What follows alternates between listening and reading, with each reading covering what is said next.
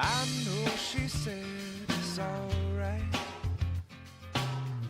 but you gon' make it up next time. I know she knows it's not right. There ain't no use in lying.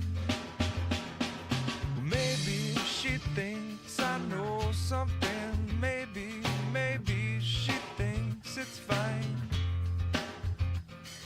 Or maybe she knows something I don't. I'm so tired.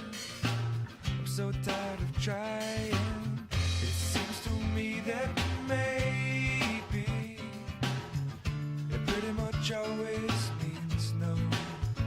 So don't tell me, you might just let it go.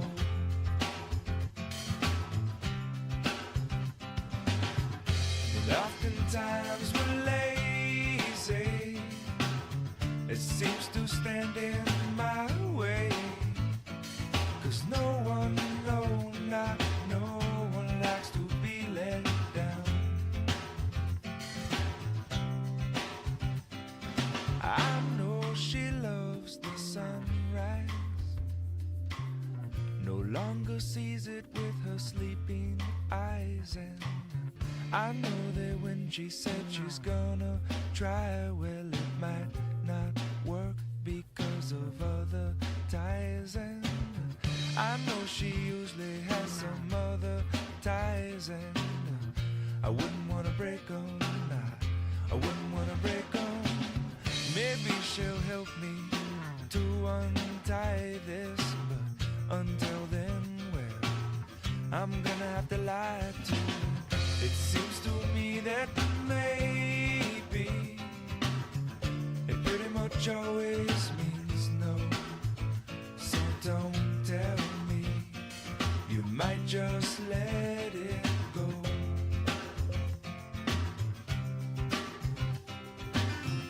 And oftentimes we're lazy.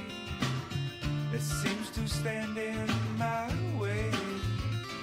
'Cause no one, not no one likes to be let down.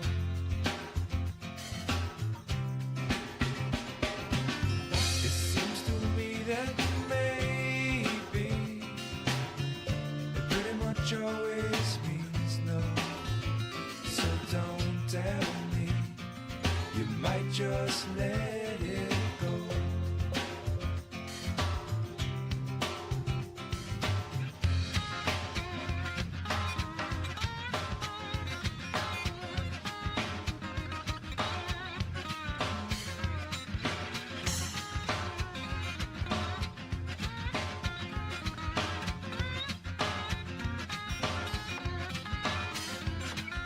Harder that you try, baby, the further you fall. Even with all the money in the whole wide world. Please, please, please don't pass me. Please, please, please don't pass me. Please, please, please don't pass me by. Everything you know about me now, baby, you're gonna have to change. You're gonna call it by a brand new name. Please, please, please don't drag me. Please, please, please don't drag me. Please, please.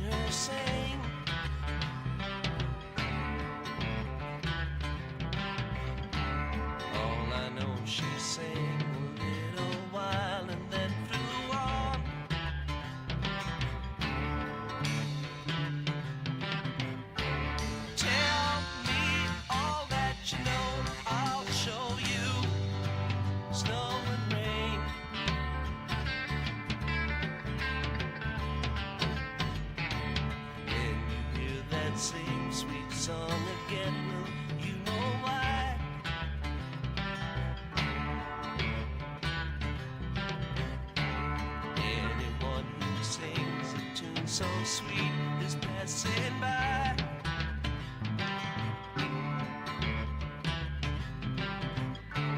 Laugh in the sunshine, sing, cry in the dark, fly through the night.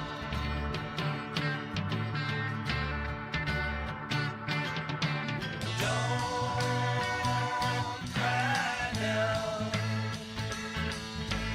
Don't you cry. Don't you cry anymore. La la la la. Sleep in the stars. Don't you cry.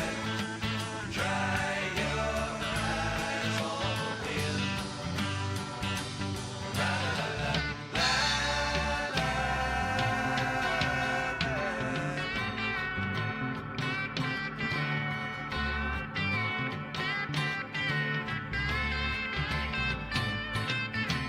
All I know is something like a bird within her sang.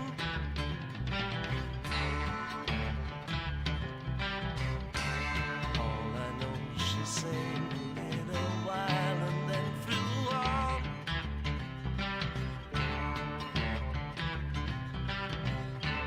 Tell me all that you know, I'll show you snow and rain.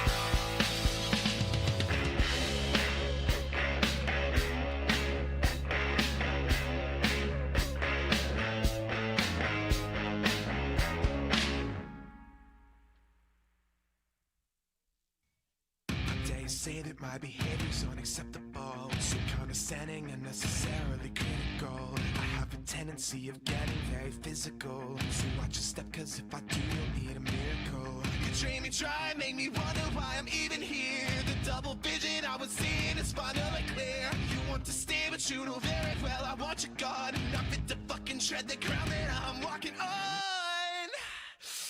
When it gets cold outside and you've got nobody to love, you'll understand what I mean when I say there's no way we're gonna give up.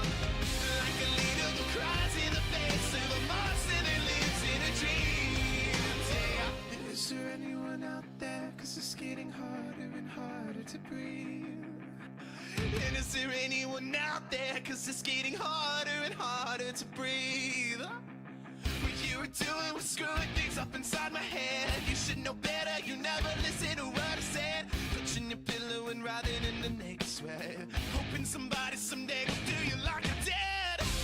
When it gets cold outside and you've got nobody to love, you'll understand what I mean when I say there's no way we're gonna give up. Like a leader who cries in the face of a monster that lives in a dream. Is there anyone out there? Cause it's getting harder and harder to breathe. And is there anyone out there? Cause it's getting harder and harder to breathe.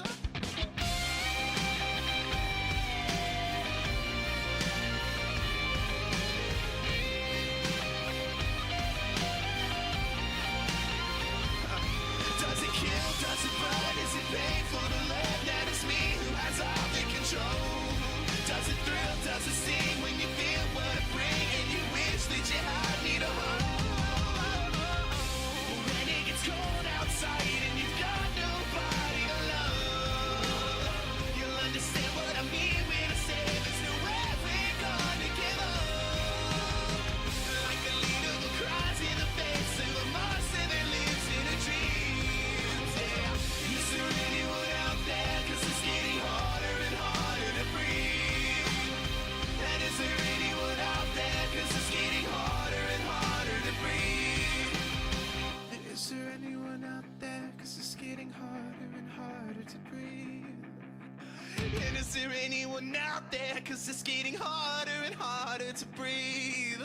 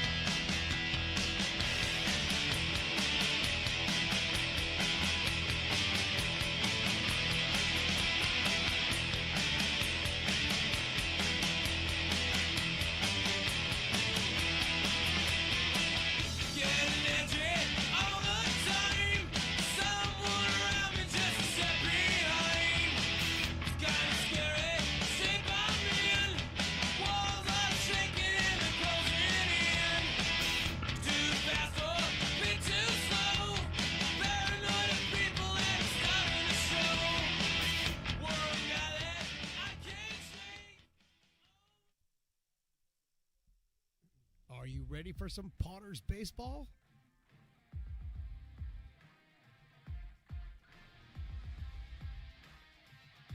Potters baseball brought to you by Stone's Broadcast Networks.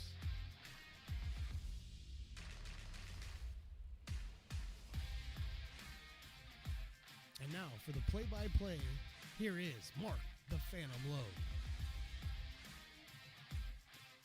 Well, good evening, everybody. Welcome to a Wine and Wiener Wednesday out of McBean Stadium in lovely Lincoln, California. I am Mark the Phantom Lowe. That is Evan the Big E on the control board. That was the voice of the great Stones McCoy that you heard. Luke Statwalker is also up here. Willie Preston on the PA. Mad Max over there doing something.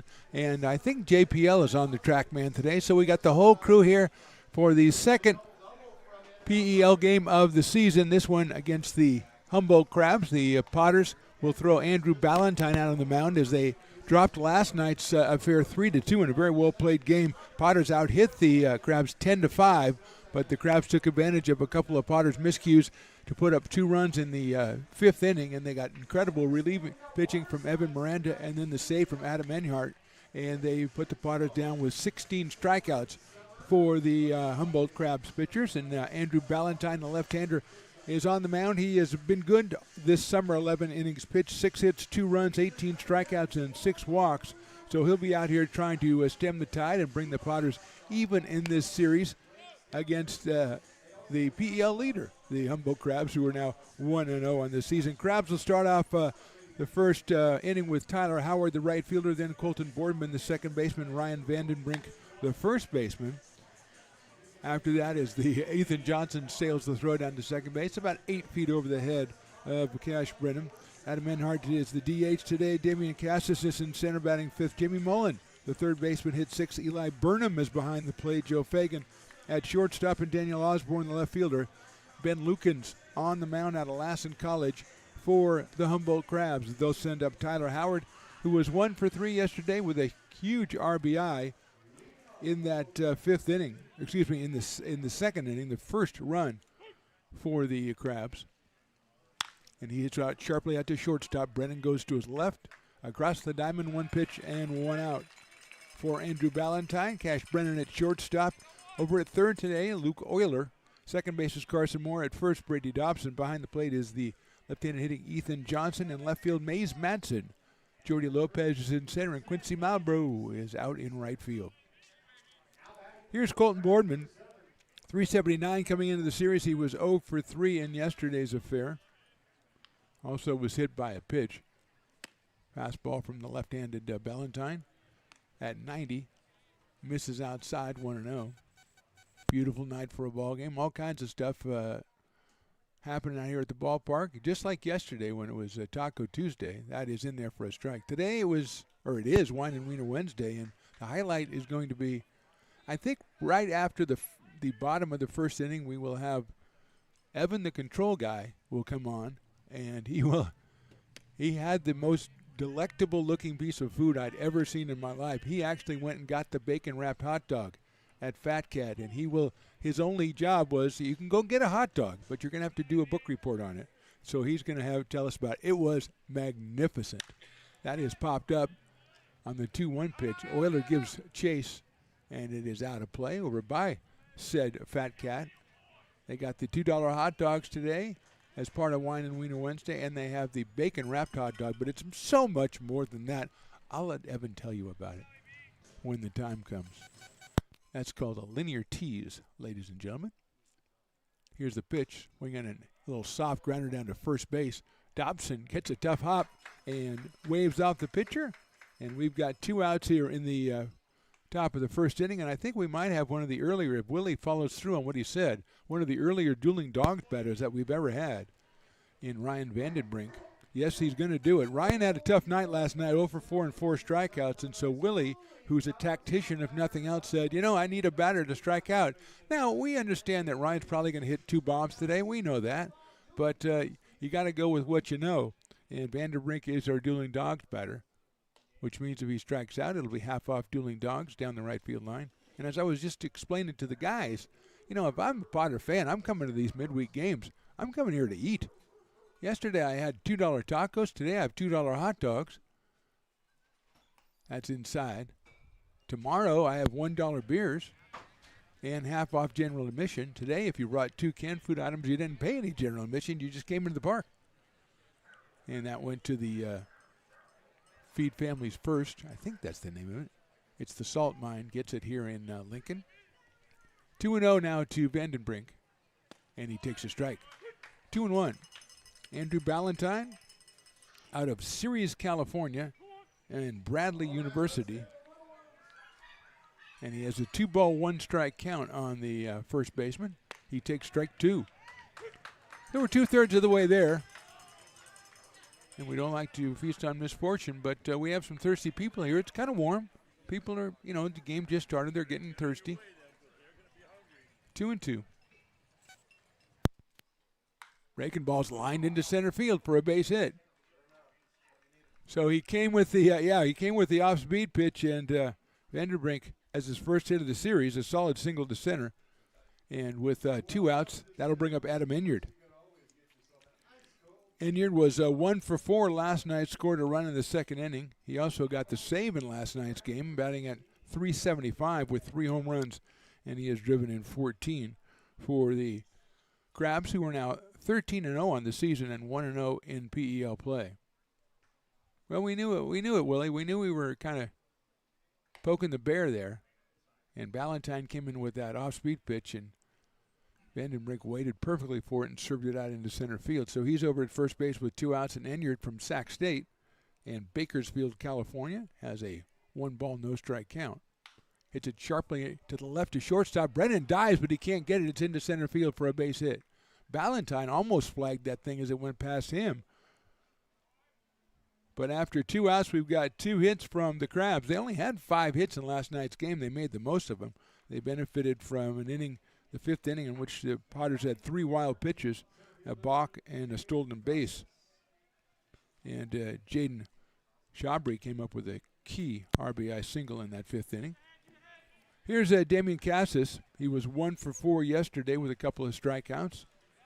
Came into that game at .455, and he lifts it foul over by Fat Cat. He will not. It's far over. Actually, it's closer to Saborsta, Mexico. So Luke Stowalker said, hey, yesterday was Tular Tacos. I'm going to go over there now. Nobody's going to be there because they all got the tacos yesterday. So Luke helped himself to some tacos today, while Evan stayed with the flow and got the hot dog.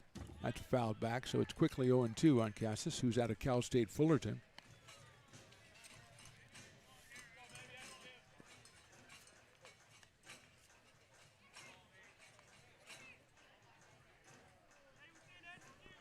Oh, and 2, runners at first and second. 2 outs here in the first. Andrew Ballantyne, the left-hander. 0-2 pitch in the dirt, and a beautiful block by Ethan Johnson, because Vandenbrink was really looking to move on to third base, but he's not going to do it on that one.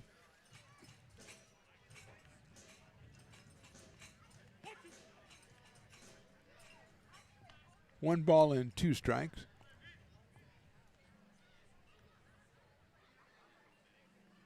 Check swing, did he go? I believe he did, and that's the big strikeout that Ballantyne needs. So 2 hits, 2 runners left. We go to the bottom of the first. It's the Crabs, nothing. Potters coming to bat. Hey, Potters fans, want to keep restoring and renovating historic McBean Stadium? Now you can become a member of Friends of McBean. Annual membership start at $50.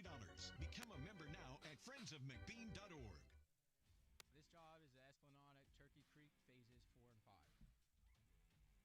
Our scope of work for this project is full scope, so we've got all the underground, all the joint trench, and all the top side included with it.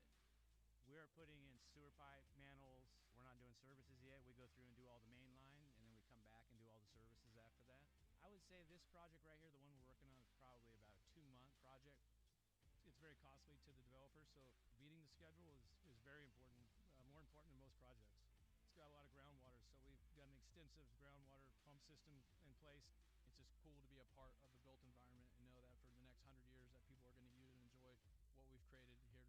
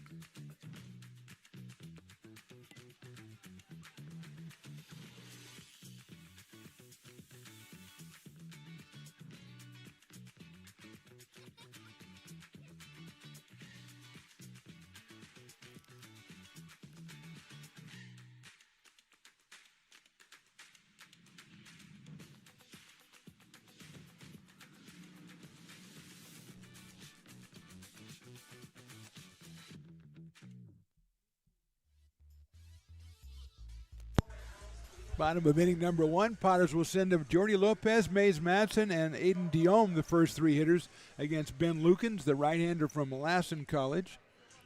He is 1-0 on the season, 10 in the 3rd innings pitched, 12 strikeouts, 3 walks, 9 hits, and no runs allowed.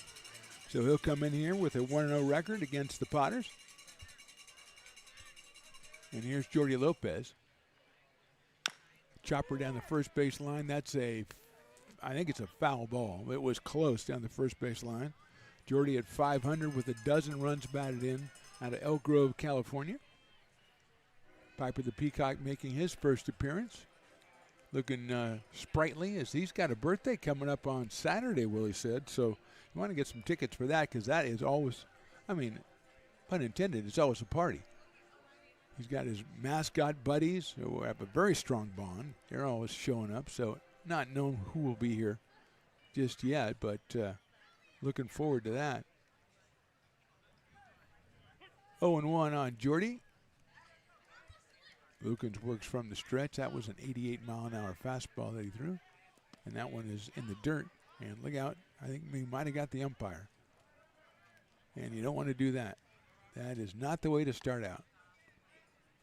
He gives the thumbs up, though. He's an umpire. I would think that umpires who used to be catchers would be the toughest umpires because catchers just shake off everything. But that's not as easy to shake off as, you know, foul ball off the tip or something of your finger. That's a big chopper again. That's going to probably stay fair right by the bag, and no, that is foul as well. And the Potters got a break there because Vandenbrink was waiting very patiently, I must say, for Ryan. He was waiting and waiting and waiting and kind of tried to frame that as the old catcher he is. Trying to frame that. Is that Mayor Bland over there? I think so. He's got a Chipola shirt on. I think it is. Well, I hope he comes up because I got my Memphis Blues hat on that Mama Bland gave me yesterday. Oh, there she is. Oh, they were brought. Okay. They got the family out here. That's nice. Hey, Mayor, what's up, dude? Come on. What? I thought we were buddies. You don't want to say anything. That's high for a ball. She did say he was coming out. The funniest thing yesterday, I said, I thought you were coming out next month. Oh, I'm coming back. I'm coming back. Don't worry about that. What a bunch of goodies she brought us. Fantastic.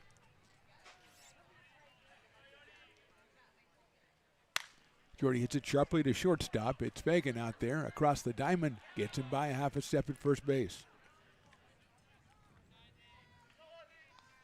Jamie Mullen at third. That is Joe Fagan at short. Is Colton Boardman at second. And we said Ryan Vandenbrink at first. Eli Burnham is behind the plate. In the outfield, Daniel Osborne, Dominic Cassis, and in right field, Tyler Howard. And the pitcher is Ben Lukens, and he has 1 out. And here's Mays Madsen out of St. George, Utah, and Utah Tech University. He shows bunt and pulls the bat back, and it is 1-0. How do you like that? The mayor sneaking in town, not even letting me know. I thought we were sister cities. The mayors have to check in with each other when they come to town. Meridian and Lincoln. 1-0 to Mays. High again with the fastball, right around 89 for Lukens. That's where Miranda was yesterday, 89. Dorsch, the starter, was up at about 92, 93. Then Miranda came in, Enyard also around 93 when he came in for the close. Madsen takes it right down the middle. It was a iffy close, though, because the game ended with a line drive off the bat of Cash Brennan. And it ended up in the glove of the first baseman, and that was the end of it. That was Jason Arriola last night. Today it's Vandenbrink. Madsen swings and misses. 2-2. Mays Warren number 5. He and Cooper Smith changed numbers. Cooper now number 9. So it's his first at bat in the new number.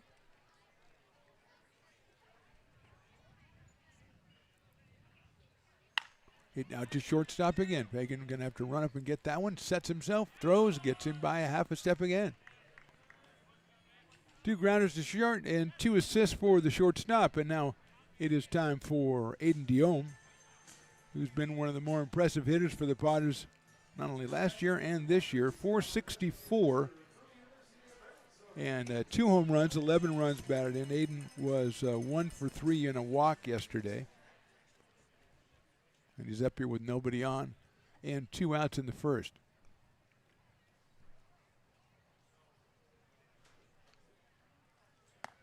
Over the top breaking ball is called a strike. Right on the top of the strike zone there. So it's 0-1 on Aiden, who's out of Roseville, California, headed for University of Arizona.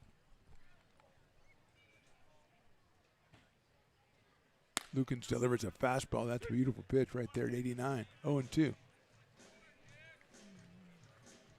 Guillaume followed by Quincy Malbrough and then Carson Moore. Cash Brennan in the lineup at shortstop. He's batting 6th today. Dobson, Johnson, and Euler round out the lineup. Guillaume rips it to right field, but right there is Howard, and he'll make the catch for the out. So 3 up, 3 down for the Potters in the first. We'll go to the second. Potters nothing, Crabs nothing.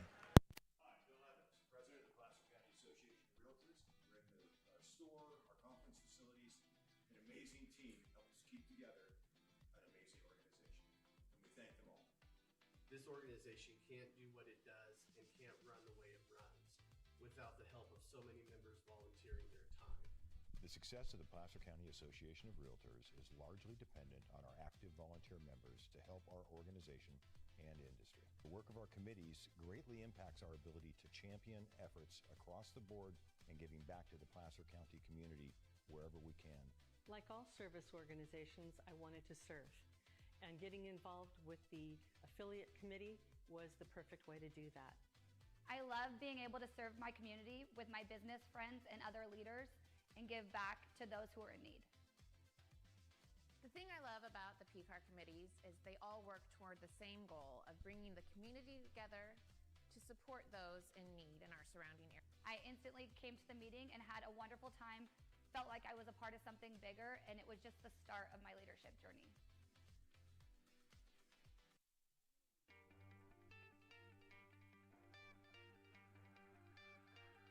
Gooseport Public House. We have sports on 10 big screen TVs, 23 beer taps with classics and crafts, a full bar with creative craft mixed drinks, live music, and most importantly, great fresh food. In downtown Roseville off Vernon Street. Only 15 minutes from the ballpark. See ya at Gooseport.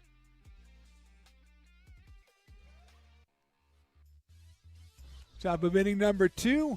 No score. Jamie Mullen is our hitter. And Evan, I told you we were going to do it, so we got to do it, my friend. As we'll wait for the first pitch with Mullen hitting .367. Coming out of Sac State against Andrew Ballantyne. And it is a ball. Now, Evan, we sent you down there. We said, hey, we talk about bacon-wrapped hot dogs all the time. We sent you down to get one. You brought back a thing of beauty. Describe it for us. Well, it had some heft to it to begin. I mean, it wasn't just like your regular ballpark hot dog where, it's just bun. Yeah. And dog. Yeah, bun and dog. Instead, it was, it felt like it had some weight to it. Wrapped in bacon. Yeah. Obviously, to start. Yes, of course. Yeah. Nice and crispy. Perfect the way you like it. They did me good at Fat Cat.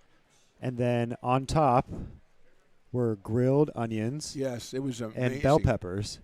And then, to top it all off, a sauce. What's in the sauce? What's in the sauce? I have no idea. An unknown sauce? But it was fantastic. It was fantastic. Probably the best money I've spent at this ballpark. Well, there you go. You heard it from Evan, the Big E, as I think Andrew Ballantyne is going to have to leave with an injury, maybe a blister. So he threw 2 pitches in this inning, 1 pitch in this inning, and he's going to leave, and we're going to have a new pitcher coming in. We'll find out the identity of that new pitcher. He's going to get as much time as he wants to warm up to get ready. So we'll take a break here and come back. And, Evan, thanks for that rundown. I actually want to go down and get myself a bacon-wrapped hot dog right now. So we'll take a short break here. We're in the top of the second inning with no score.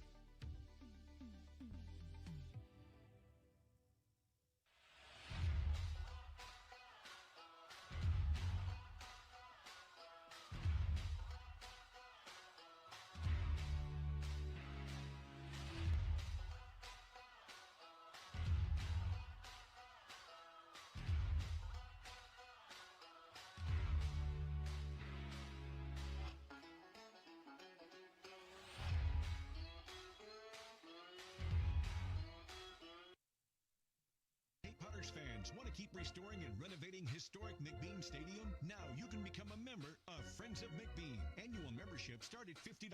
Become a member now at friendsofmcbean.org. When it comes to your home's maintenance and repairs, Jeffers Resource Group has you covered. Our handyman services offer a comprehensive range of expertise, from minor carpentry to drywall, electrical and flooring for property managers, landlords, and renters alike. We ensure that every job is completed to the highest standards, so you can have peace of mind. Contact us today to discover how Jeffers Resource Group can help keep your home in top shape.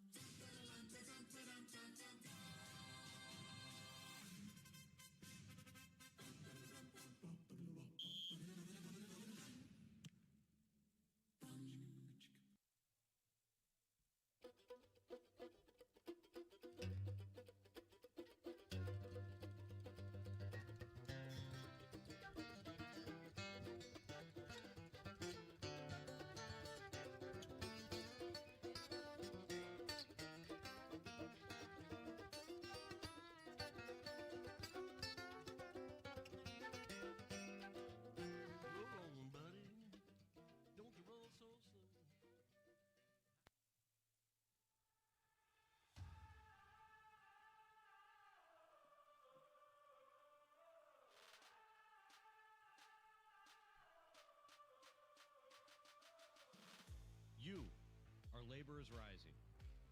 And now you understand where we came from, what solidarity means, and what we have ahead of us.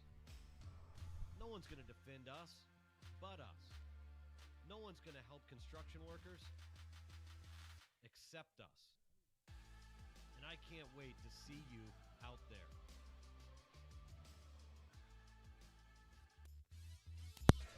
New Padres pitcher is Troy Yeltsin. He comes on for Ballantyne, and like I said, Ballantyne, hopefully nothing serious, maybe a blister. We'll see if we can get some information out of the dugout. Yeltsin is from Rockland and Sierra College. 4th appearance on the season, 3 innings pitched, 1 hit, 1 run. He has 2 strikeouts and a walk. And he'll fire the fastball at 90 miles an hour to Jamie Mullen, who will take a strike. Jamie will reset out of Sacramento State University, the Hornets.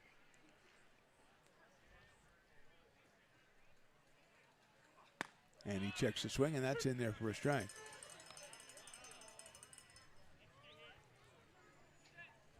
He's followed by Eli Burnham and then Joe Fagan, the 6, 7, and 8 hitters for Humboldt today.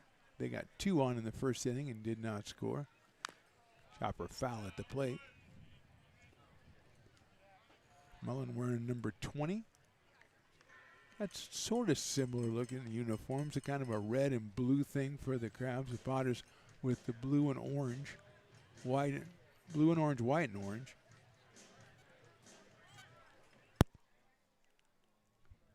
One ball and 2 strikes.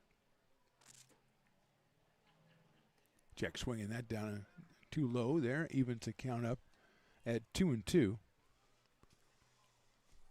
Crabs won last night 3-2.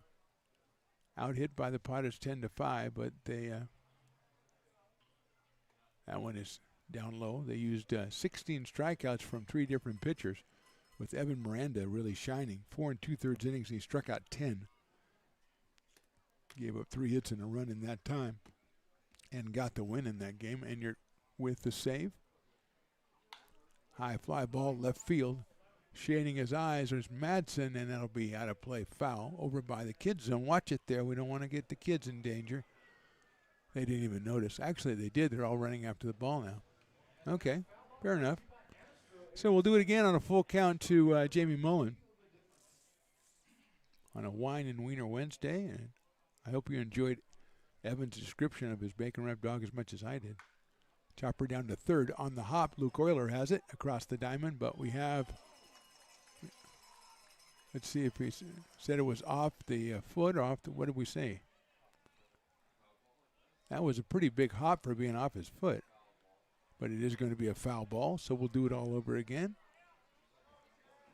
You don't usually get that true a hop on a ball that comes off somebody's foot, but the ump's right there, and he'll make the call. Although he's being questioned by Eli Garcia right now. Said yesterday, Evan, we had 4 umps. Today, only 3. So they got rid of 1. They downsized already. It's happening all over the country. And I think Eli's argument was probably pretty close to mine as far as the true hop that came on that ball. 3-2 pitch. Grounded foul. That's definitely foul. And we'll do it again at 3-2. Yeltsin at 89 with the fastball. Game 3 of the series tomorrow. Same start time, 6:35. $1 12-ounce drafts. Curtis the Beer Man's pouring those down in the Brick and Barrel Backyard Barbecue. And that's inside off speed. So Yeltsin loses Mullen.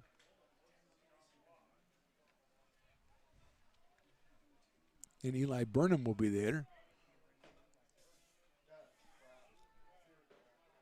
Eli out of UC Davis.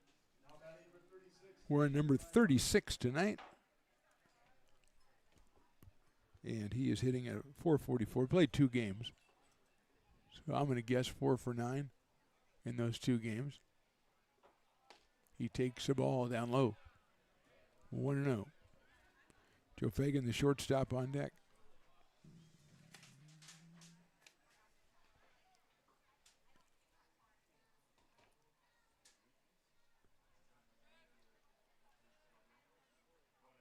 Down low again, 2-0. Yeltsin in a very difficult spot, had to come off cold. He got time to warm up, but he still was called on much earlier than I'm sure he planned on, as Ballantyne had to leave after throwing 1 pitch in the second inning.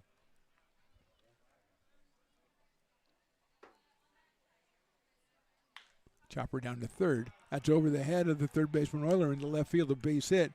And staying right there at second base is Mullen.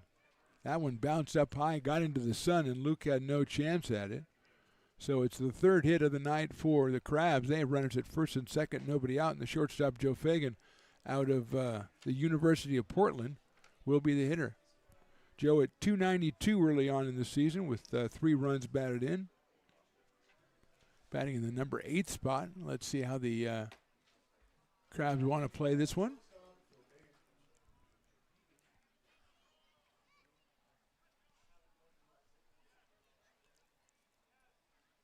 Yeltsin to the plate. He bunts it back to Troy. He'll go to first, and the sacrifice is successful.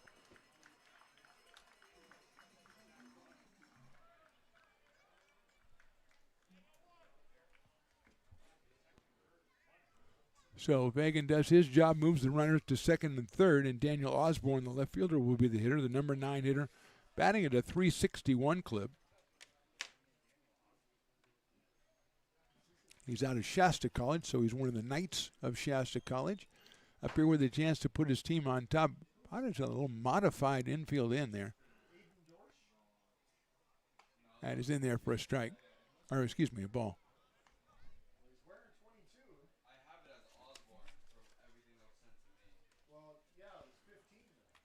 So Osborne, 1 ball and no strikes.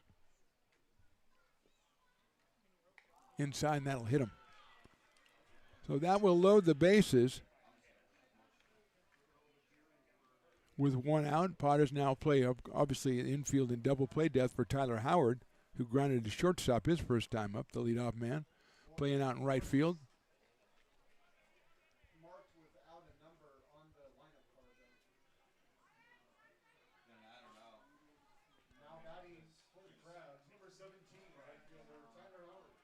So Tyler Howard comes up to the plate as we see a guy taking advantage of these $2 hot dogs. He got 1 in each hand. Well done, my friend.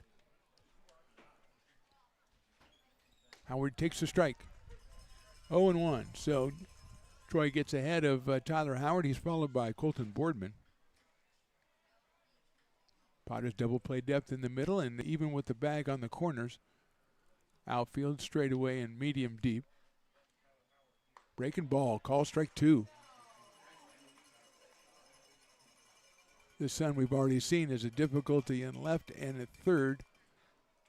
Big chopper that Euler lost in the Sun. And we see Mace Madsen really shielding his eyes from the Sun on every pitch out there.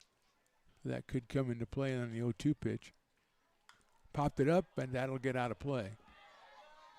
And almost, it snuck in underneath the tarp. Almost got Piper. Piper, you got to have a little more awareness there, buddy. He still didn't care. His life is to entertain. He doesn't have to be safe. Stays 0-2. Mullen, Burnham, and Osborne on the bases. Hit sharply in the hole, base hit left field. 1 run will score. Let's see if they'll send another. They will. Mace Madsen with the throw. It's cut off, and 2 runs have scored as Howard delivers the RBI single. Mullen scores. Burnham scores. Osborne's going to stay at second base. Howard has his second hit of the series and his 3rd run batted in, and will bring up Colton Boardman. So Yeltsin got ahead of him, but Howard, as he did yesterday with the 2-strike approach, puts it perfectly in the hole between third and short. Madsen's throw was a couple of hops into third. I don't think he would have had a chance to get Burnham anyway. And still 1 out, or just 1 out, and now Boardman, who grounded to first his first time up. Swings and misses at that offering from Yeltsin. We are in the top of inning number 2. The Crabs have jumped out to a 2-0 lead as Andrew Ballantyne had to leave with an injury or some discomfort. Chopped out to second base. Moore will go to second for 1 and throws the ball away. A run scores, and here comes Howard. He's going to try to score. Madsen's throw is in time and got him. And now going back to third, he is safe at third. So Howard is thrown out at the plate. Osborne scored. So Mays threw to the plate and got him. Boardman ends up at third base out of fielder's choice. He will get a RBI. Well, actually, no, he won't get an RBI because it was first and second. That's right. Okay, so he won't get an RBI. So 3 runs in. Potter's with an error on the play. Fielder's choice and an error on the second baseman. And here's Vandenbrink.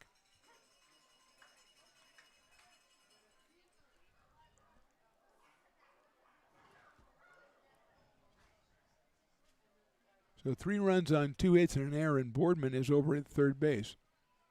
Vandenbrink chops it down the first base line. And that is a foul ball. 0-2 on Ryan, who singled his first time up after going 0 for 4 in last night's game.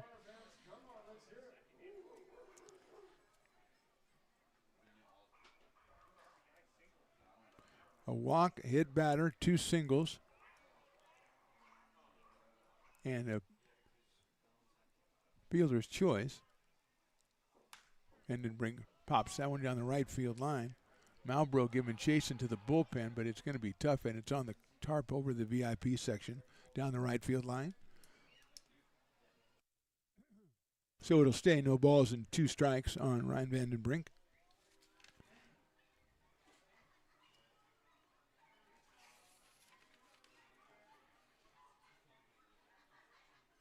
He is out of Oregon State.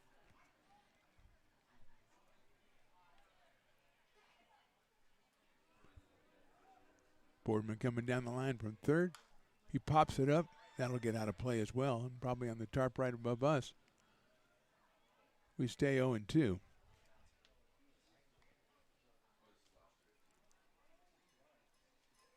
So Humboldt, 3 runs on 2 hits, 1 Potter's error, a walk, a hit batter, and a nice sacrifice by Fagan that set up a lot of stuff that happened after him. Swings in a little blooper into left field, and that'll drop for a base hit. So right off the handle, Vandenbrink is now 2 for 2. It's a 4-0 score in favor of the Crabs. And that'll bring up Adam Enyart, the 8th batter in the inning. That was a good pitch by Yeltsin, but Vandenbrink just used some strength and got enough on it. and blooped it over past Cash Brennan at shortstop for the RBI single, his 4th RBI of the season. Enyart got a single his last time up, so he is 1 for 1. Throw trying to keep Vandenbrink close over at first base.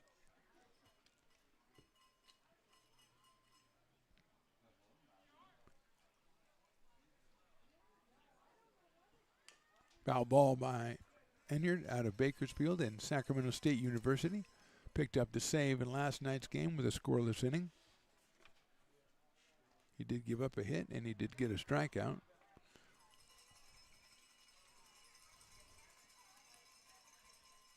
Oh and 1 on Adam. He's followed by Damian Cassis. Swing and a miss. Good pitch right there by Yeltsin. Got hit 0-2. He was at 0-2 on Vandenbrink. And now he's got to try to close the deal here on Adam Enyart. Give the Potters a chance to come up with the bats in the bottom of the second against Ben Lukens, who will have a considerable lead when he retakes the mound. Chopper foul. Humboldt battling at the plate. They foul off a lot of pitches. And they've taken advantage of the situation here. Yesterday they scored 2 runs in the 5th inning, and they had a couple of walks and 3 wild pitches, a balk, and a stolen base. So they take what they can get, and they make it work for them. 0-2 pitch in the dirt. Nice job by Ethan Johnson behind the plate. Keep that from going back to the backstop. Vandenbrink might be going on that pitch. A little bluff. We got, Papa Jack from Papa's Coffee Company is back in his regular seats down there. Good to see him. He makes 97 look like 83. I think it's 96. I don't want to give him an extra year. At that age, you don't want that extra year. But he does make it look good. And you want to go out to Papa's Coffee Company when you come down here, because Evan really, in fact, Evan's finding some stuff he likes around here. He's got Papa's Coffee Company. He's got a bacon-wrapped hot dog that he'll never forget. He's probably got a picture of it to take home and put by his pillow. Down to third with it, Euler. Across the diamond for the out, but not before the Crabs score 4 times. We go to the bottom of the second inning. They lead this one 4-0.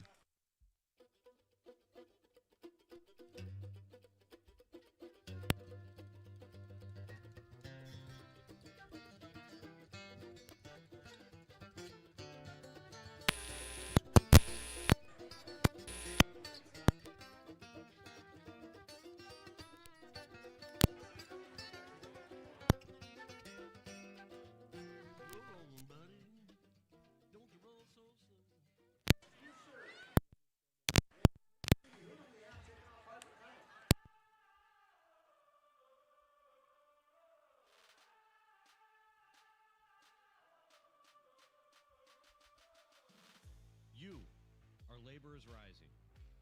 And now you understand where we came from, what solidarity means, and what we have ahead of us. No one's going to defend us but us. No one's going to help construction workers except us. And I can't wait to see you out there.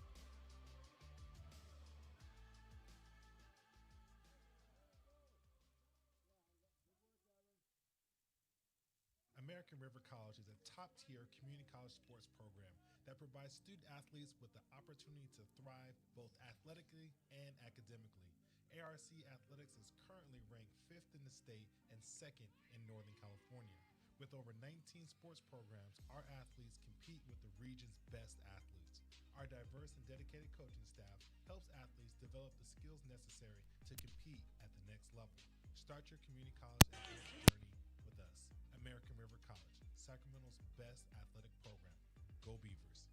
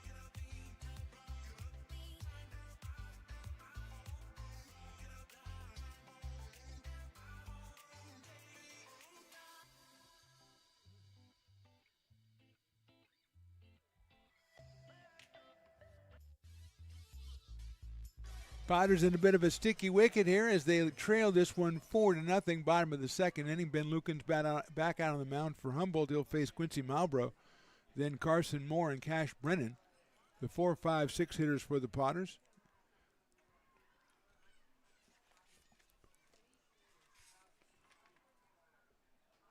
Quincy at right around 500 for the Potters on the season. 10 runs batted in.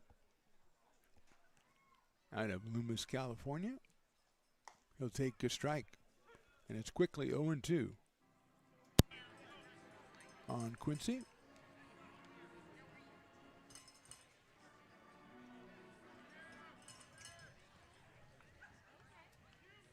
Lukens got 1, 2, 3 in the first inning. Quincy fouls that one out of play.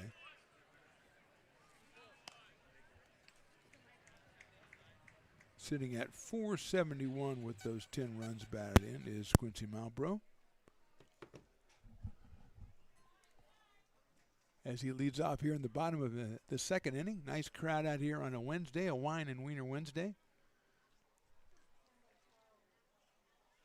Hit right back up the middle, hits the mound and pops high up in the air and goes into center field for a base hit. So Quincy makes it exciting by a little ski ramp right there. And he will have himself a single. Maybe ski ball, right? When you roll a ski ball and it goes up there. I thank you, Luke Stoutwalker. That was well done. Here's Carson Moore. 371 for Mr. Moore, playing at second base for the Potters today. He is out of a place we like to call Cameron Park, California, and San Diego State University.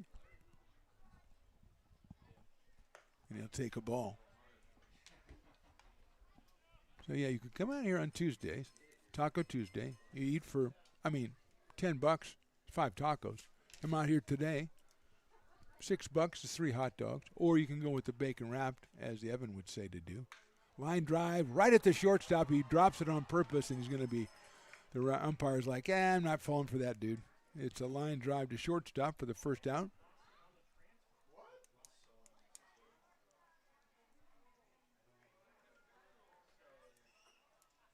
So the batter is out. The umpire had to make the out call. People are confused about who's out. The batter is out. The runner, Quincy Malbrough, stays at first.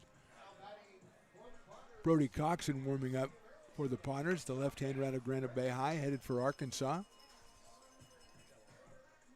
Out of Del Oro, headed for Arkansas. Out of Granite Bay, California. That might have been a pickoff. Might have been a successful pickoff, but they dropped the ball over there. See, in my day, if you lived in the city, that's the high school you went to. You couldn't live in one city and go to a different high school. They didn't let you. They kept track of everybody. They knew where everybody was at all times. Now you can grow up in this city, you can go to this high school. Nice looking pitch right there to Cash Brennan, but it's called the ball, so I'll go with that 1-0. Cash was 1 for 5 yesterday. It was his line out at the end of the game that gave the Potter fans a lot of hope, but ended up in the first baseman's glove to end the game. Good lead at first by Malbrough. Cash hits it out, squirts it over to third base. Going to go to second for 1, back to first. They're called the double play, 5-4-3. So good defense by the Crabs, started by Jamie Mullen at third base. We'll go to the top of the third inning.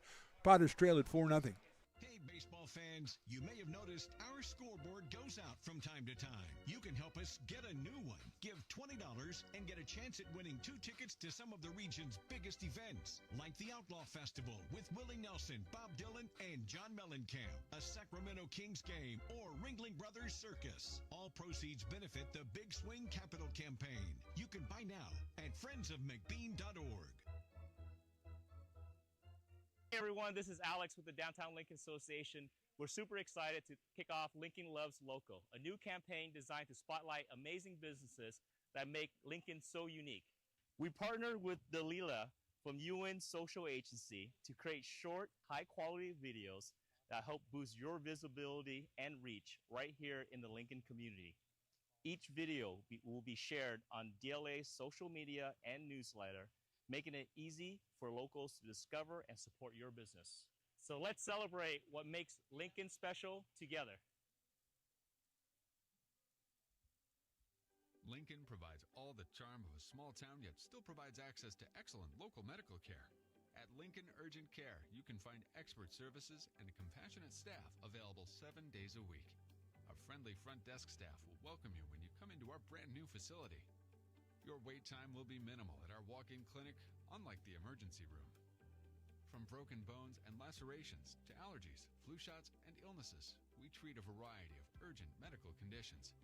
What sets us apart is not just our central location in Lincoln, but the convenience of our extended hours, including weekends. We've become Lincoln's first choice for urgent care because we treat patients of all ages for a variety of conditions and take most insurances. We're proud to be an approved provider for veterans and welcome in our military patients. From our family to yours, we're here when you need us.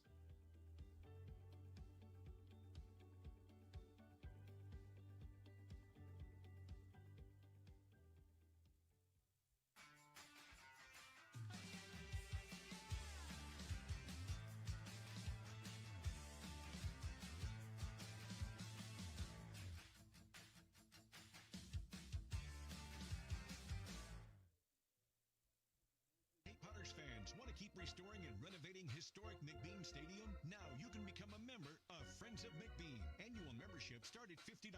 Become a member now at friendsofmcbean.org. This job is the Esplanade Turkey Creek phases 4 and 5. Our scope of work for this project is full scope, so we've got all the underground, all the joint trench, and all the top side included with it. We are putting in sewer pipe, manholes. We're not doing services yet. We go through and do all the main line, and then we come back and do all the services after that. I would say this project right here, the one we're working on, is probably about a 2-month project. It's very costly to the developer, so beating the schedule is very... Top of inning number 3 from McBean Stadium. The Crabs grab a 4-0 lead in the second, and they have held on to it through the bottom of the second, so they lead 4-0. Damian Cassis is the hitter, and Brody Coxon, the left-hander out of Del Oro High School and headed to University of Arkansas, is the third Potter pitcher of the day. Troy Yeltsin went 1 inning, gave up 3 hits, 4 runs, 3 of them earned, and 2 walks as he was pressed into duty when Ballantyne had to leave suddenly with an injury of some sort. No word on that as of yet. Coxon delivers down low. Brody at 6'6" has been very impressive thus far this summer for the Lincoln Potters, and probably his toughest opposition so far here with the Crabs. And his fastball is in there for a strike at 90 miles an hour. 2-1 on Cassis, who struck out his first time up to end the first inning. He is followed by Jamie Mullen and then Eli Burnham. A 5-6-7 configuration for Humboldt. Misses outside with that breaking ball. 3-1.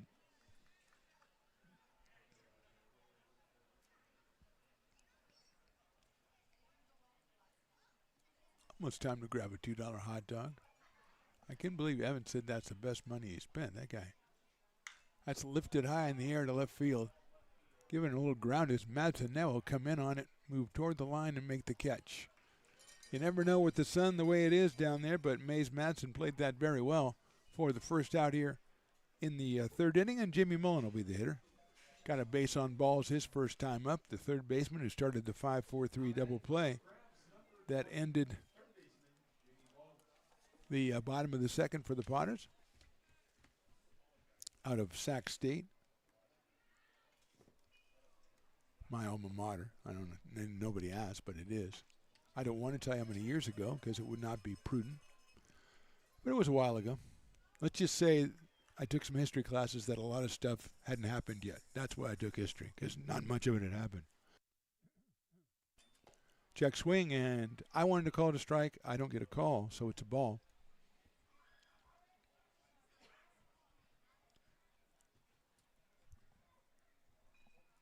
There was not a lot of talk of going Division I when I was at Sac State. Let's just put it that way. That's hit well to left field. Madsen on his horse reaches out and makes the catch going into left center field, and that was a really nice play on a well-hit ball by Mays Madsen. He handles the first 2 outs here in the third inning, and that will bring up Eli Burnham, who singled his first time up. Eli coming out of UC Davis. This is just his third game of the summer for the Crabs. That is outside for a ball.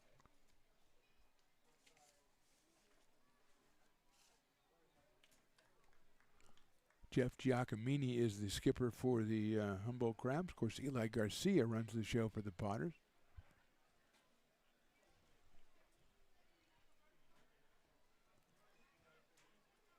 Swing and a miss. Good fastball. Elevated it a little bit, and Eli went for it.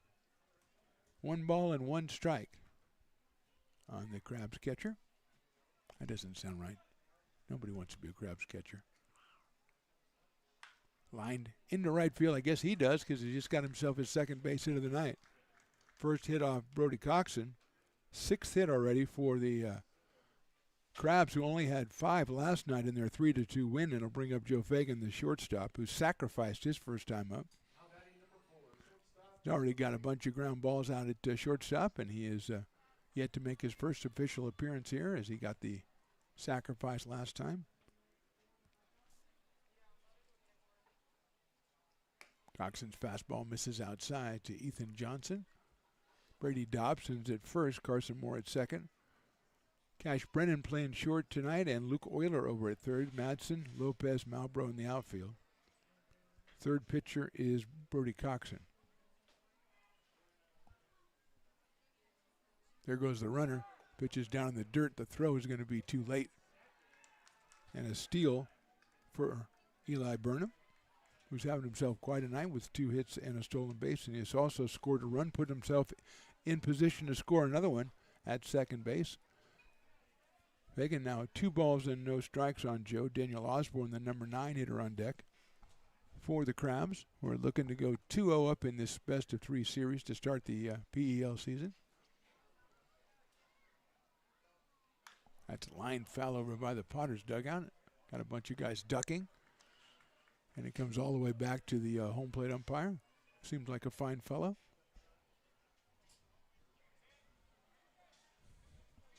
Very pleasant night out here for some baseball and $2 hot dogs. You know, nice wine specials. Fastball, a strike. Half off, I think, of sangrias. Plus, you buy the sangrias when they're half off. Part of the proceeds go to the new scoreboard for Friends of McBean, and that's a huge deal. We need that new scoreboard, the spanking new scoreboard. 2-2 now. Fastball, call, strike 3.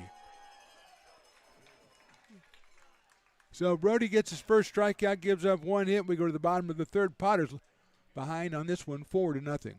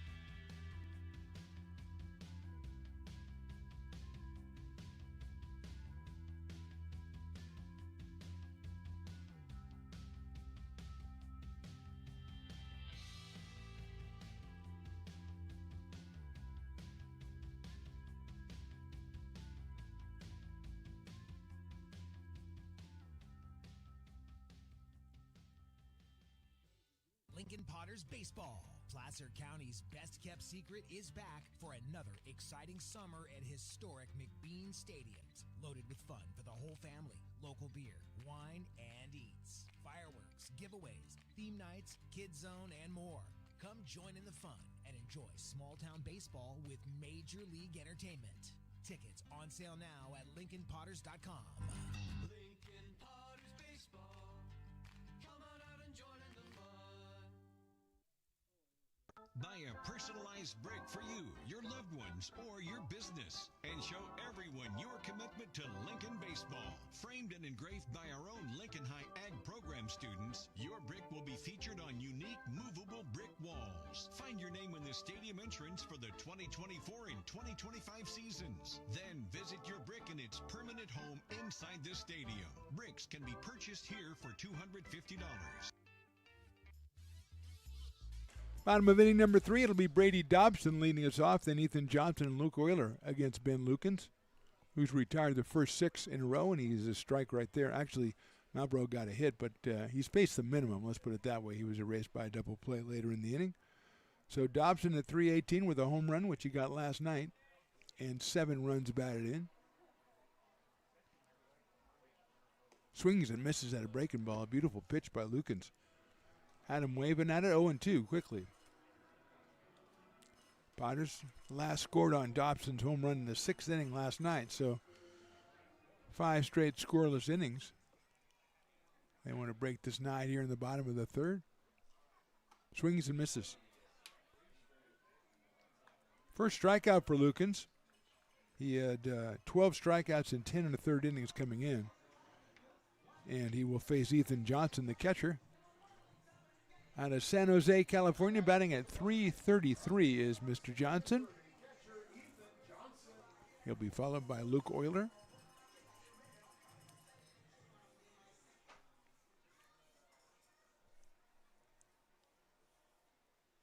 Johnson takes a strike. Took something off that one. Some more patrons going out. Guy coming back with, he's got something. Oh, he's got an ice cream sandwich, is that? Oh. Not bad. Not a bad idea. Couple of dogs. Is that a bacon wrap? Oh, that might have been bacon wrap. Lined out into left field, and it's over the head of the left fielder, Osborne. Johnson will round first. He'll go to second. And I have to think that Daniel Osborne lost that one at least a little bit, although the ball had a nice tail on it, a little slice, and so it was very difficult to gauge. And Johnson has himself a double. Second hit of the game for the Potters. And that means that there's a row in Section 201 that gets free double-doubles, because that's the greatest promotion ever. If a Potter player gets a double, if the Potters turn a double play, one row at random gets free double-doubles. Again, I didn't sign off on it, but I would have.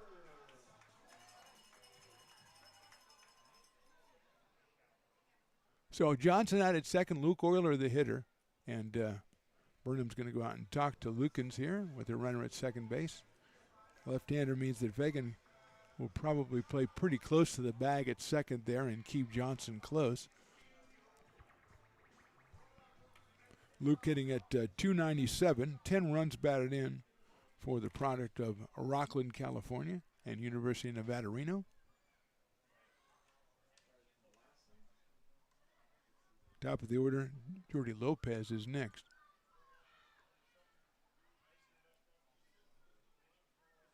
Look out, that's inside at 87 for a ball, 1-0. Straight away for Luke Euler. Medium deep is the outfield. As I suspected, Fagan playing right behind the runner close to second base. Luke takes outside, 2-0.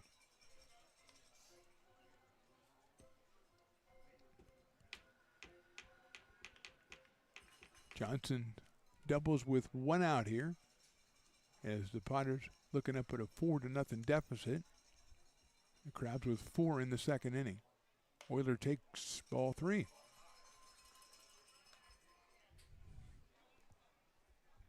Lukens has walked 3 in now 13 and a little over 13 1/3 innings. So control's been pretty good for Ben, and he'll get a strike on that one, 3-1.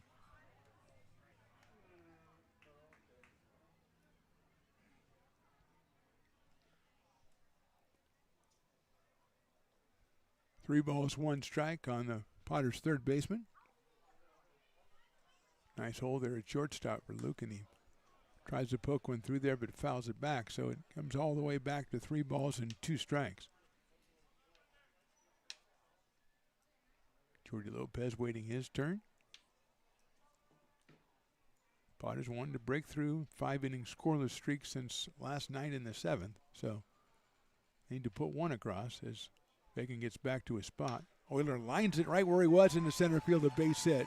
They're going to send Johnson. A throw to the plate is a little off line, and Johnson is safe. There goes Euler to second base. The throw will not be in time, and he is in there. So Luke Euler delivers the RBI single, takes second on the throw, and the Potters are on the board. It is now 4-1 Crabs. Euler's 11th run batted in, and very alertly gets to second base as well. The throw came in from Cassis off line, and Johnson scored easily. Euler taking advantage of that throw, and he puts himself in scoring position. I kind of said he should hit it in the hole there, but then Fagan moved over to the hole, so he hit it up the middle. So thanks for listening to me, Luke.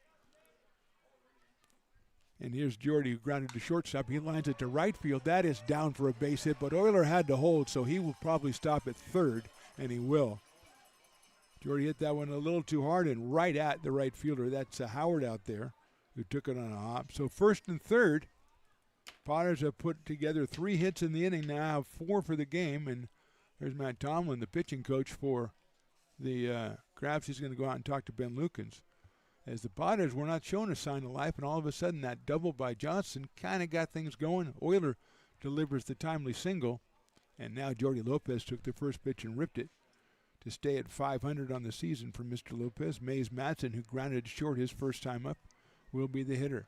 Potters were plagued yesterday. They left 10 runners on base, so do not want to start doing that, as Willie's playing the Steely Dan today. I like it, Willie. Well done. He was very saddened to hear that a founding member of Chicago had passed away today, so he's throwing some Chicago in there and now some Steely Dan. And I must say that I approve. So here's Madsen. Mays 4 for 18 on the season. He does have 3 runs batted in. He has bunted for a base hit, so do not take that off the table, with Aiden Diome coming up next. And Lopez a threat to steal, but it didn't work out well for the Potters last night, so we'll see. Mays does bunt it down the first base line. It's the pitcher can't get it, and Mays is going to beat it out and get an RBI to boot. Mays Madsen listening to me as well. Bunts it down the first base line. Beautifully done. His second bunt hit of the season, and Euler scores. Madsen gets the RBI, his 4th. Going to second is Lopez, and the Potters have put 2 up on the board here in the inning and still just 1 out, and now Aiden Diome, who lined out to right his first time up, is the hitter. That was about as perfectly as executed a bunt as you're going to see, as Lukens came off the mound and just could not reach it. Aiden takes a strike, 0-1. He did not agree. I will memo him and let him know that it looked like a pretty good call. I'll give him a text, probably after the game. I won't bring it up now. 464 coming in for Aiden. High fly ball, that's going to be center field. Cassis comes out. He's going to come in. That's going to drop for a base hit. Everybody had to hold, so 1 base is all they'll get. But Diome dropped one in the middle of 3 converging Crabs. That sounds weird. And he's got himself a base hit. That is the 4th hit of the inning for the Potters. They have the bases loaded. They have 1 out, and they have Quincy Malbrough at the plate. Quincy drilled a single up the middle his last time up. He came in at 471 with 10 runs batted in. So average is a little higher, still at 10 runs batted in. And let's see if he can do something about this 4-2 deficit the Potters find themselves in.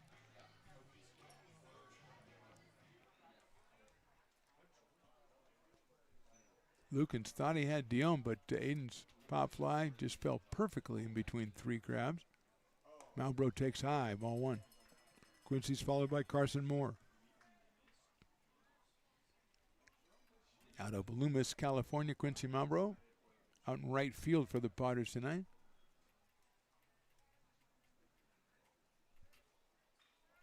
Sun not much of a factor now.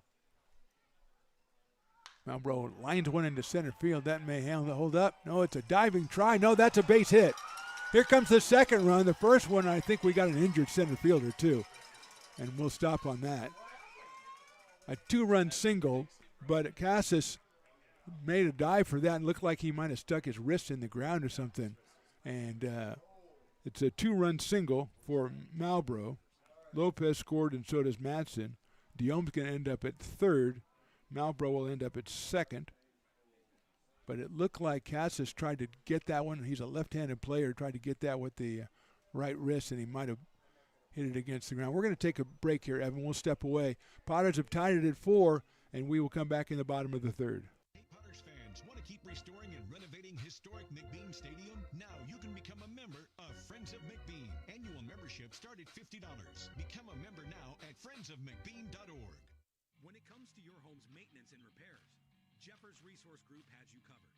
Our handyman services offer a comprehensive range of expertise, from minor carpentry to drywall, electrical and flooring for property managers, landlords, and renters alike. We ensure that every job is completed to the highest standards, so you can have peace of mind. Contact us today to discover how Jeffers Resource Group can help keep your home in top shape.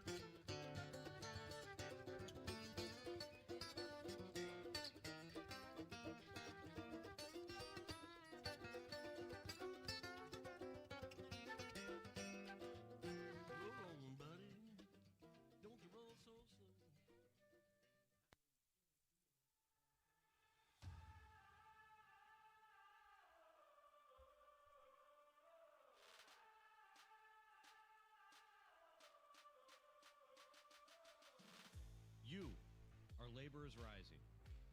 And now you understand where we came from, what solidarity means. So Damian Cassis helped off the field, holding his right arm or shoulder, elbow. Couldn't really tell. We're not going to speculate about that. If we get word, we will let you know. But he did get off under his own power. Potters have runners at second and third. Lukens is going to take a couple of warm-up pitches here to keep warm during the break. So Alex Harrington, who played in left field last night, comes out. He will take over in right field. They'll move Tyler Howard from right field to center field. And Osborne will stay in left field. As the Potters have put together a pretty nice-looking rally. Dobson struck out, but then Ethan Johnson doubled. He was singled in by Euler. A single by Lopez. A bunt single scored a run from Madsen. Diome dropped a single in the center field, and then a 2-run single by Quincy Malbro. He ends up at second base. And here is Carson Moore with a chance to put the Potters on top. So they had that 5-inning drought, but they're kind of making up for it here. And I don't want you to forget, Luke, that a couple of those hits were on my recommendation, and I know you do know that. So here's Moore, who lined out to shortstop his first time up, so Carson is 0 for 1. In there for a strike. And I learned from you guys that he is from Cameron Park, but that doesn't mean he went to Cameron Park High School. He went to Del Oro. Yeah, see, I learned from you guys. Got to learn from the young people. Not much, but some. 0-1. Moore takes on the corner, call strike 2.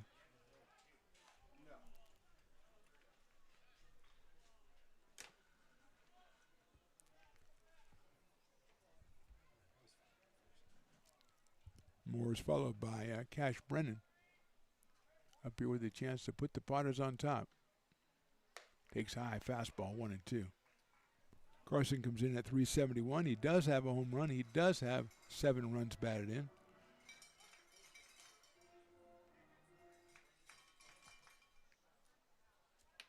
So he's been in this spot many times before.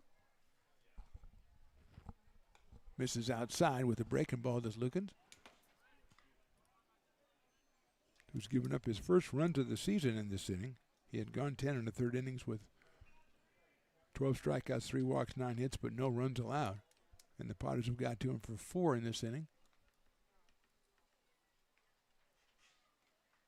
Moore lifts it out down the left field line, but that'll be a foul ball. Would have been perfectly placed had it been fair, but it wasn't really that close. Wasn't hit very hard either.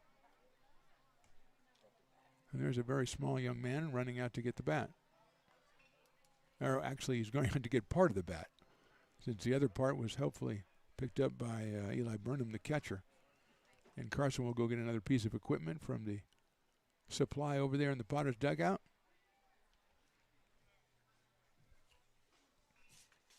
Just the bottom of the third inning. We are tied at 4.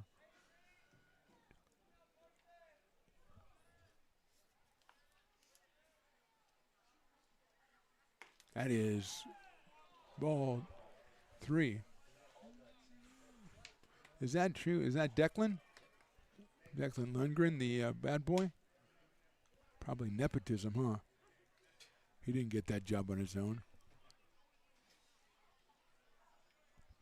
3-2 to Carson.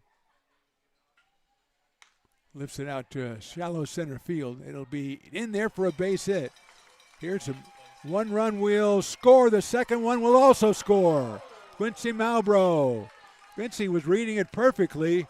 Waiting was Diome. He scores. The ball bounces up to the catcher. And Malbrough, I would say, bullies his way in there to score. It's a 2-run single. The Potters have scored 6 times here in the inning.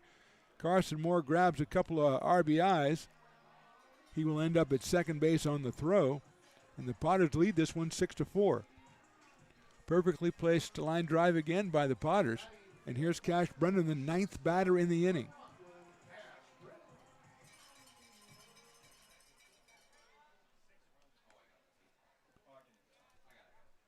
Brennan into a double play his first time up.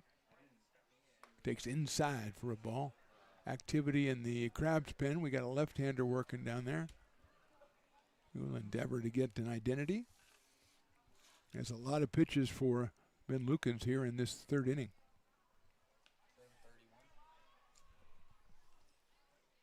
That's in there for a strike. Justin Duggan out of UC Riverside. Sports number 31, so that would be the gentleman in question. Brennan went for 5 yesterday. Takes outside.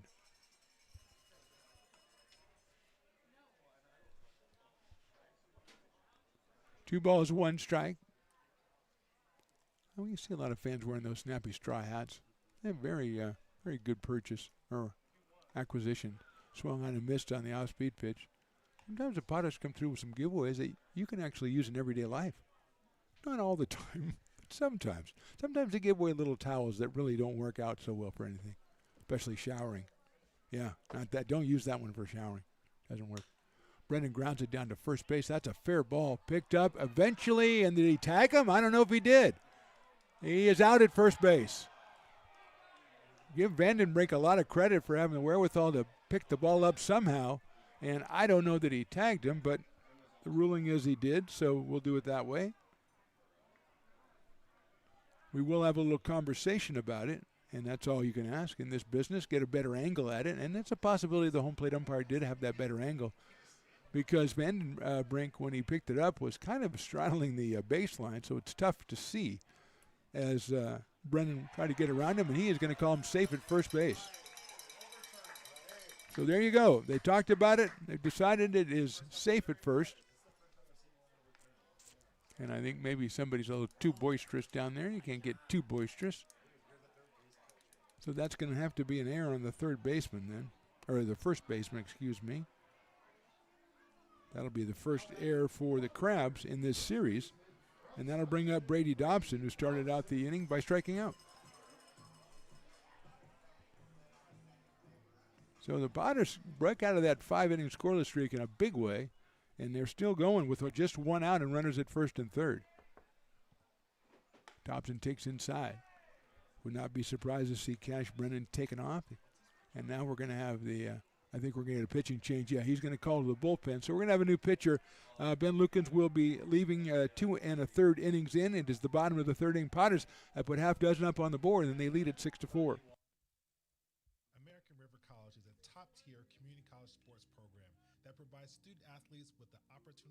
thrive both athletically and academically. ARC Athletics is currently ranked 5th in the state and 2nd in Northern California. With over 19 sports programs, our athletes compete with the region's best athletes.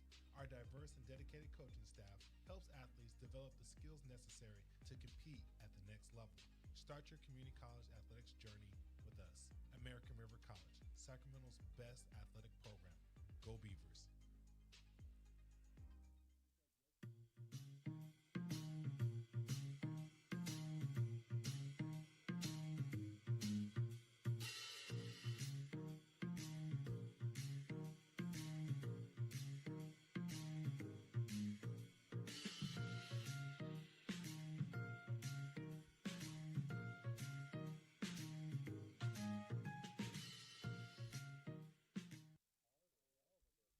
Potters fans want to keep restoring and renovating historic McBean Stadium? Now you can become a member of Friends of McBean. Annual membership start at $50.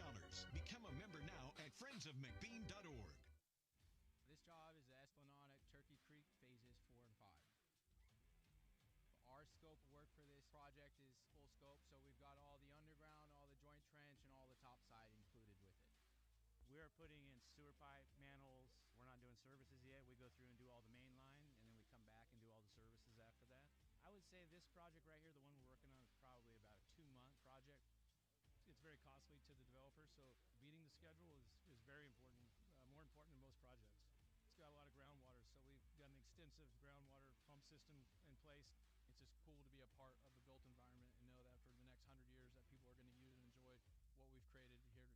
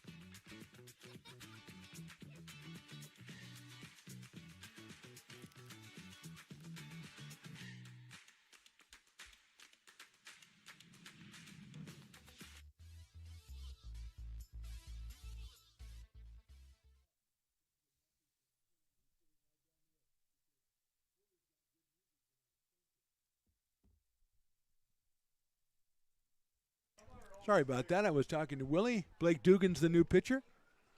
Bunt shows a bunt. The ball gets by the catcher. Here comes a runner in from third. The throw will not be in time. It's a wild pitch and a run for the Potters. Stealing second was Cash Brennan. That's Carson Moore that scores. Potters put another one up on the board. And Brennan is now at second base. It was an in-house person that was texting me to tell Willie that his music is good tonight because he's playing what I suggested he played, Steely Dan in Chicago. So Willie says thank you to all of his fans.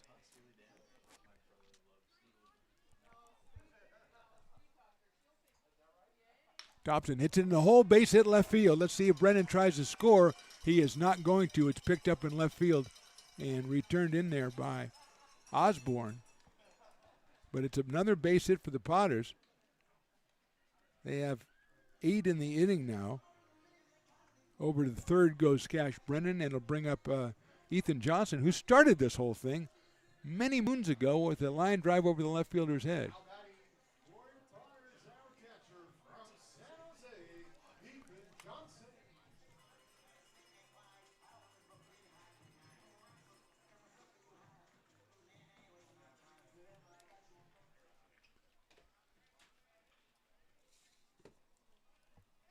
Dobson at first, Brennan at third.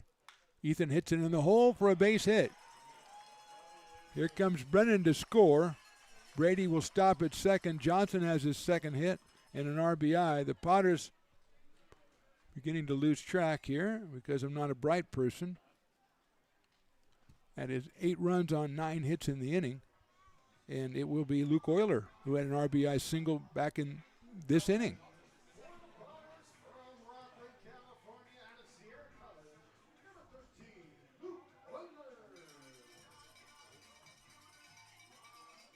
So that'll close the book on Lukens, 2/3 of an inning, 8 hits and 8 runs. First and second, hit sharply. Nice play at first base by Vandenbrink. He's going to have to hurry to get over to get Euler at first. He does. What a nice play by Ryan Vandenbrink down at first base to keep that one from going into right field, because it easily could have and been one more run. So 2 outs. Dobson goes to third. Johnson's at second now, and that'll bring up Jordy Lopez. Jordy has a ground out to shortstop and a single.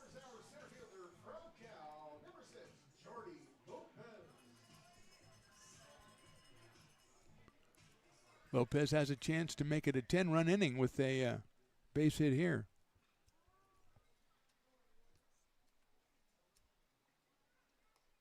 That ball gets away. Here comes the runner down from third. It's Dobson, head first slide, and he is in there.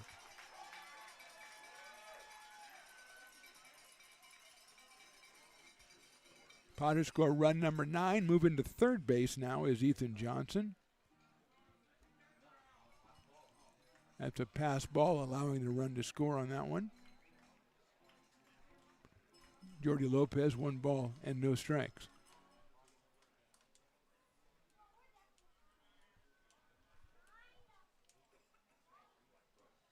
Dugan, nice pitch right there, in there for a strike at 87. 1-1.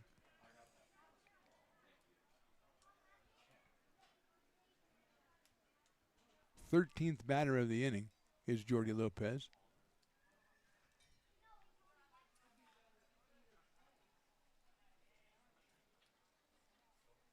Hits that one high up in the air toward right field.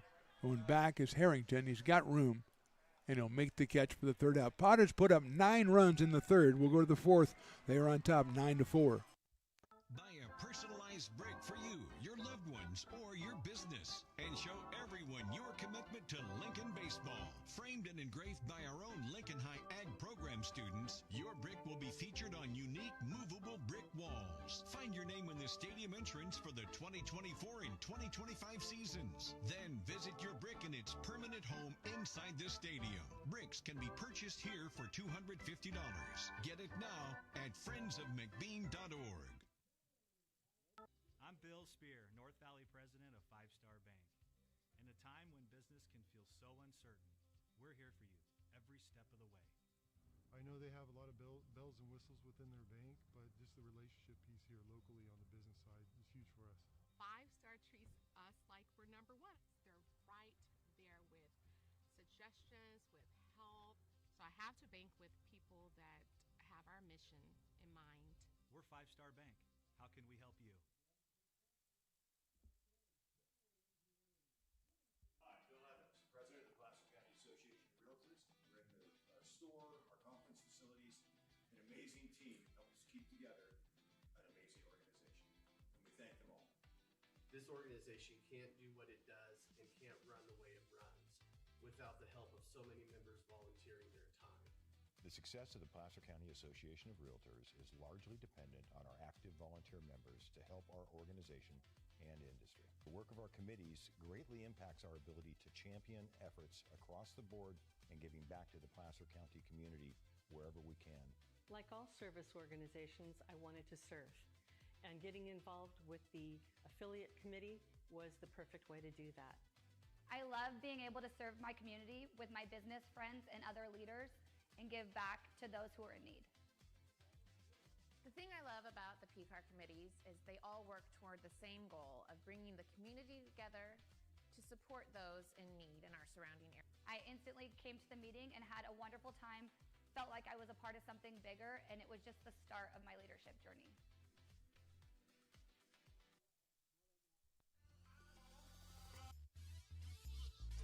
Still recovering from that explosion in the bottom of the third inning. Potters put up 9 runs on 1, 2, 3, 4, 5, 6, 7, 8, 9 hits.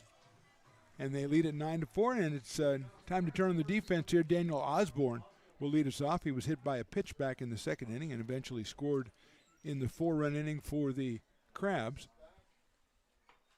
Brody Coxon delivers the first pitch, and it's down in the dirt. He is the third pitcher. Andrew Ballantyne started, went an inning, and had to leave due to an unspecified injury. Then Troy Yeltsin came on and pitched 1 inning. Coxon came on to take over in the 3rd inning, gave up a hit and got a strikeout.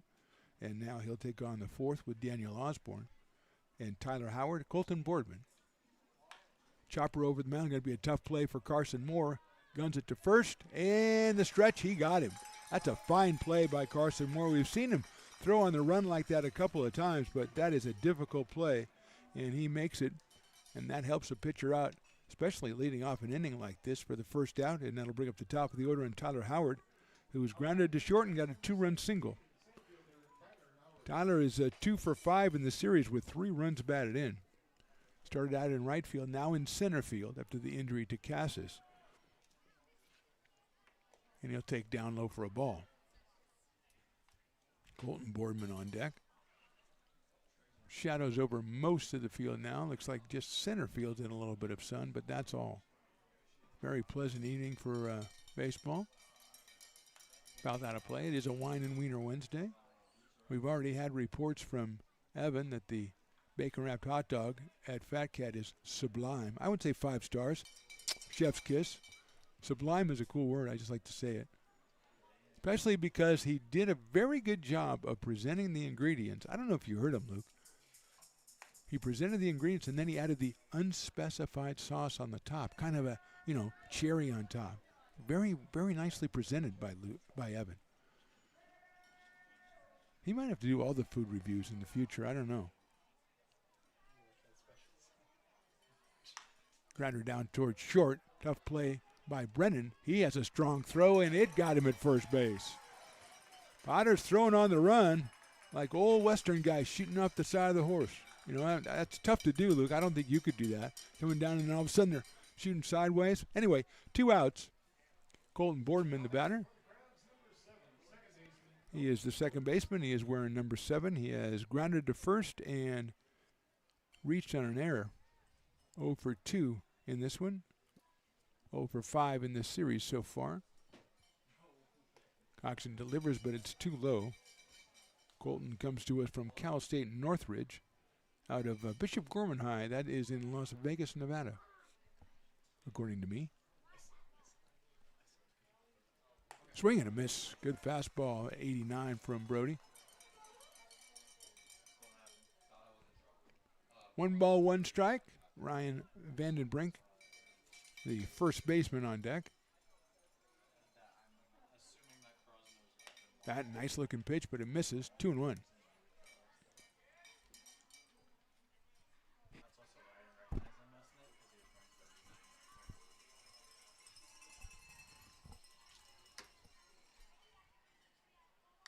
Lifts that one foul out of play to our left. 2 balls and 2 strikes.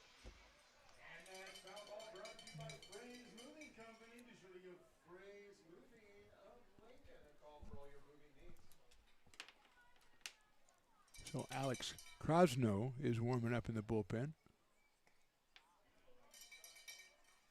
who we saw play on another team. We go, hey, we like that guy. Go warm up in our bullpen. And he said, okay. So works out well all the way around. No activity now in the Crabs bullpen. 3-2 pitch is down low, ball 4. So Boardman with a good take on a 3-2 pitch, and that brings up Ryan Vandenbrink, who is the dueling dogs batter today since he struck out 4 times yesterday. So we made him the dueling dogs batter because if he strikes out, it's half price dueling dogs, and he's already 2 for 2 today with an RBI. Out of Oregon State, now has 4 runs batted in, just played a couple of games for the Crabs.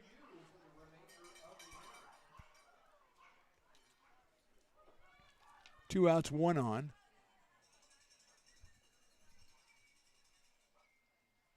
Brody's first pitch is on the inside corner. That's a call strike.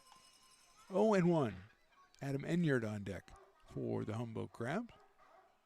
Well, he's got the Big Dog mixtape out. Put in the Big Dog mixtape. We need half-price beer now. That's a grounder out towards shortstop, handled by Brennan. Across the diamond, it's a good inning for Mr. Coxon. We go to the bottom of the fourth. Potters on top 9-4.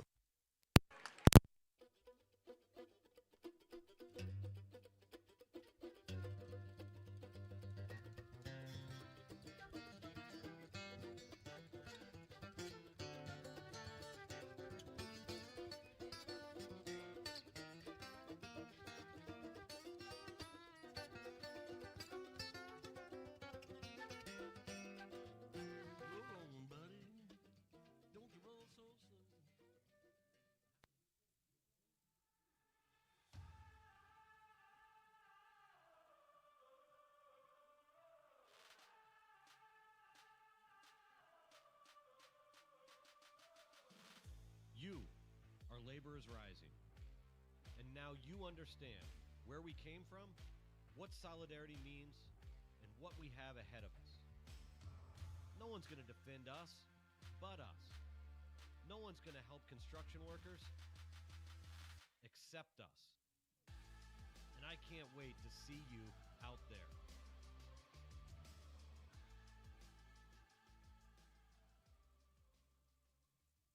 American River College is a top-tier community college sports program that provides student athletes with the opportunity to thrive both athletically and academically.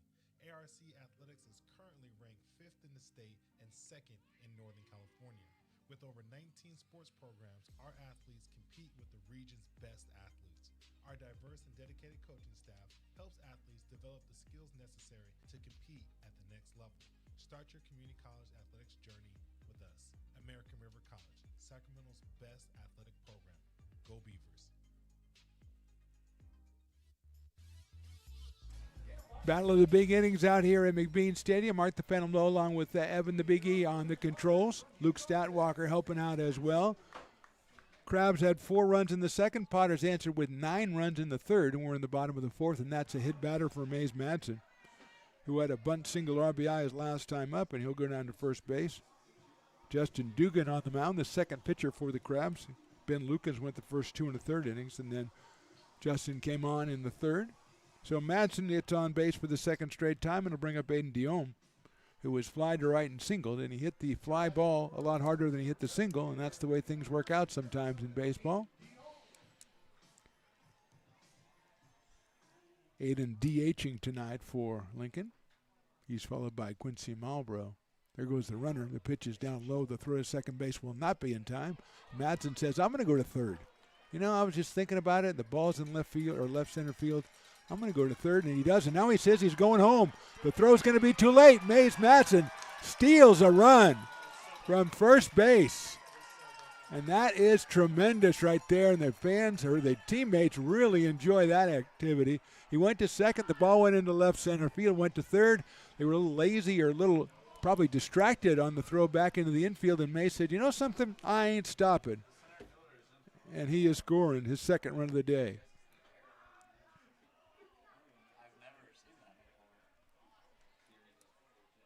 That's grounded down the first baseline foul. So he gets a stolen base. There is an error in there on the catcher, the ball that went through to left center field. And then I think it's just apathy. He scored on apathy. I don't think you can. I'm sorry about that, Ian. No, he just got out of Bella Vista. He's not ready for this, okay? I think they probably know the word at Bella Vista. They're probably pretty good in the vocab department over there. Fouled off by Aiden. I think the Broncos have pretty good reputation. And you kind of sneak through, I know, but still.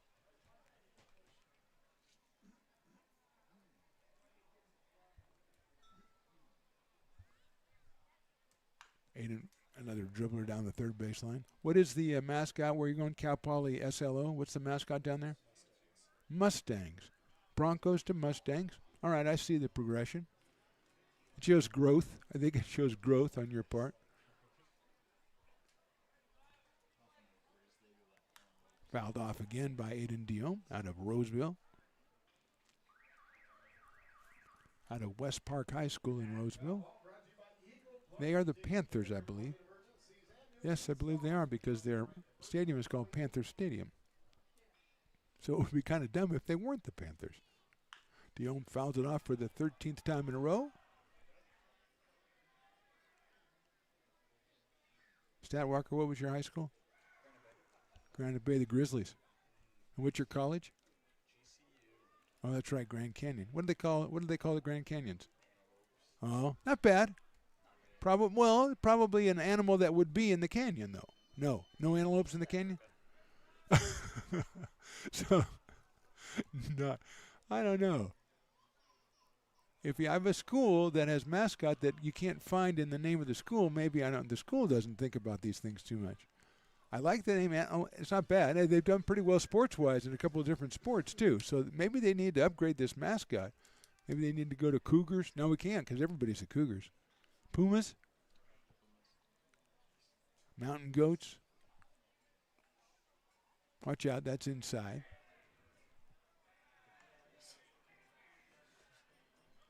So it's got Broncos to Mustangs. It's easy. Grizzlies, Antelopes. They're not even friends. Oh, man. Ball 4, another good at bat by Indiom.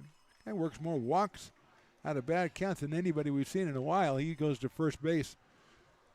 Madsen, who wouldn't be going to second base except he pulled some crazy steal a base, run to third, and then score. So it's just one guy on base. Quincy Malbrough singled and then singled again. The second one was a 2-run single in center field that Damien Cassis tried to make a diving catch on. Unfortunately injured himself, had to leave the game. And Malbrough now with 12 runs batted in on the season. He is 2 for 2. Padres on top 10-4.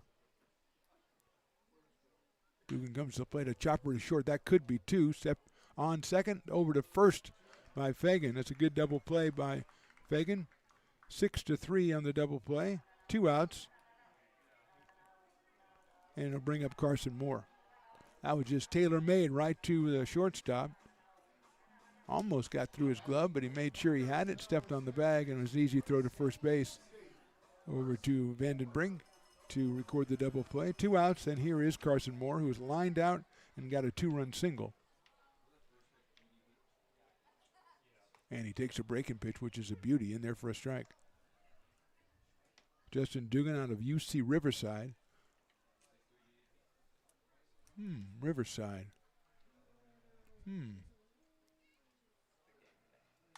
Line drive, foul ball down the third base line. I'm going to say something crazy like the Highlanders or something, but I think that's somebody else.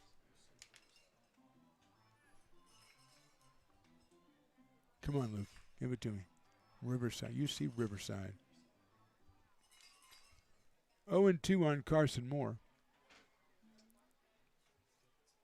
Line drive, 1 hop to the shortstop, Fagan. Takes his time, throws to first, and gets him by a half step. They are the Highlanders. There you go. And their mascot is Scotty Highlander. Not a great name for a mascot. Hey, there's our mascot, Scotty. Padres score once in the 4th. We go to the 5th. They're on top 10-4. Hey, baseball fans, you may have noticed our scoreboard goes out from time to time. You can help us get a new one. Give $20 and get a chance at winning 2 tickets to some of the region's biggest events, like the Outlaw Festival with Willie Nelson, Bob Dylan, and John Mellencamp, a Sacramento Kings game, or Ringling Brothers Circus. All proceeds benefit the Big Swing Capital Campaign. You can buy now at friendsofmcbean.org. Hey everyone, this is Alex with the Downtown Lincoln Association. We're super excited to kick off Lincoln Loves Local, a new campaign designed to spotlight amazing businesses that make Lincoln so unique. We partnered with Dalila from UN Social Agency to create short, high-quality videos that help boost your visibility and reach right here in the Lincoln community. Each video will be shared on DLA's social media and newsletter, making it easy for locals to discover and support your business. So let's celebrate what makes Lincoln special together. Lincoln provides all the charm of a small town, yet still provides access to excellent local medical care. At Lincoln Urgent Care, you can find expert services and a compassionate staff available 7 days a week.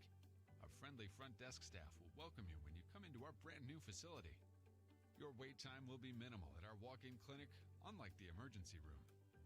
From broken bones and lacerations to allergies, flu shots, and illnesses, we treat a variety of urgent medical conditions. What sets us apart is not just our central location in Lincoln, but the convenience of our extended hours, including weekends.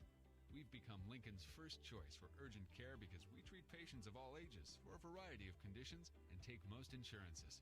We're proud to be an approved provider for veterans and welcome in our military patients. From our family to yours, we're here when you need us.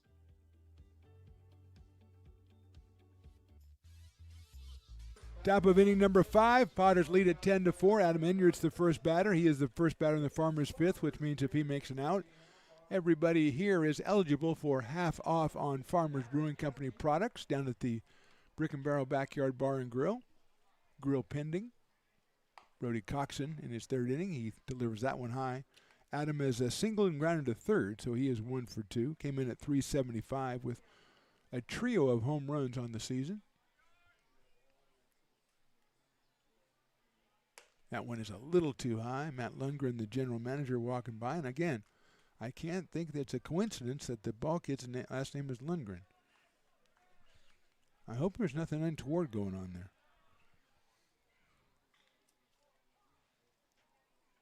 That one is ball 3.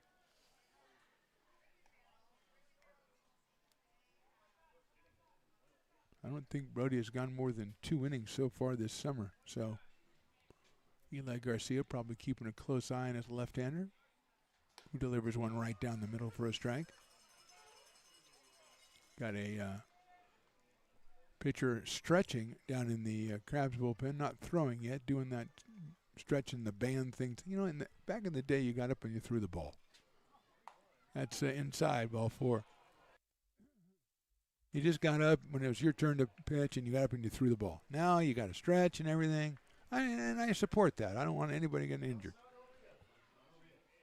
Now, Enyard gets the base on balls, and so the quirk that Willie puts in this contest, though, is if Adam is forced at second or thrown out on the bases at any time before the end of the inning, he is still the Farmers batter and still counts. So a strike is called on Harrington, who's making his first appearance. He came on, Harrington out of Stanford came on to take the place of Cassis when he was injured back in the 3rd inning. So Harrington chops it down to 3rd. That's a fair ball. Oilers going to go to 1st. Strong throw to get him moving to 2nd as Enyard. So Harrington grounds out, and that will bring up Jamie Mullen. Third baseman has walked and scored a run back in the 2nd, then flied to left in the 3rd. Hit a line drive into left center field, which Mays Madsen made a real nice play on to rob him of a potential base hit. He's up here with a runner at 2nd and 1 out in the 5th.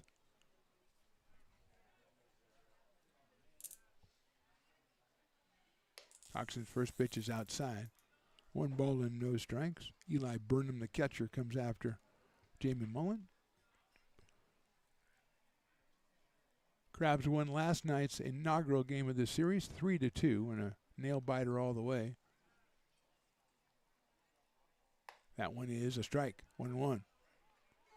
Tomorrow is the rubber match of the series, 6:35. It is dollar beer night and half off general admission, so reason to come out here. And Saturday, when the Marysville Giants come to town, 1-1 pitch is a big breaking ball that's too high. Piper's birthday, which is always a very festive occasion in these parts, because part of it is figuring out who's going to come and honor him, what other mascots in the mascot union is going to come honor him. We've had, I think Slamson even came out one year, I think. I might have dreamt that, though. That is out the glove of the catcher. He's going to throw it back to second base, but not in time. Enyard was really thinking about it, but fortunately for Adam, he had enough time to get back as Ethan Johnson threw behind him. More importantly for the Potters, 3-1 count now, and a 6-run lead. You don't want to be losing batters to base on balls. We have activity, or have had activity in the pen for your Lincoln Potters, as Coxon is in his 3rd inning of work. Brody delivers, and it's hit foul down the left field line, and fortunately for the Potters, that one was hit very well.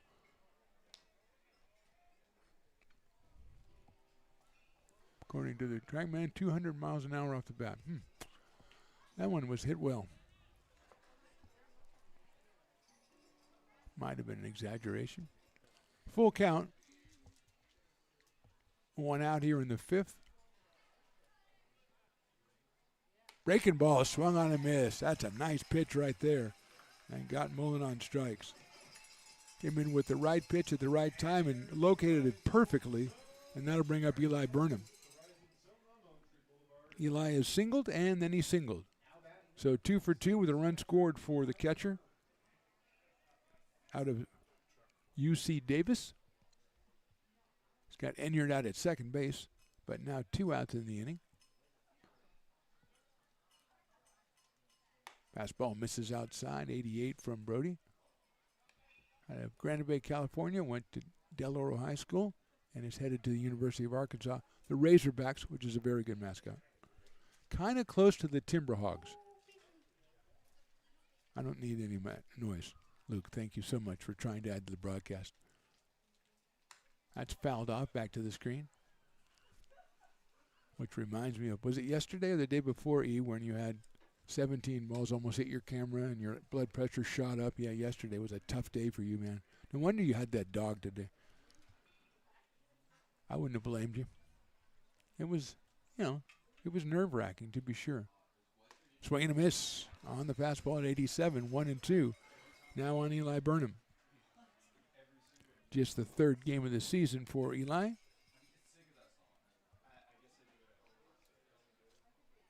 He is 2 for 2 in this one.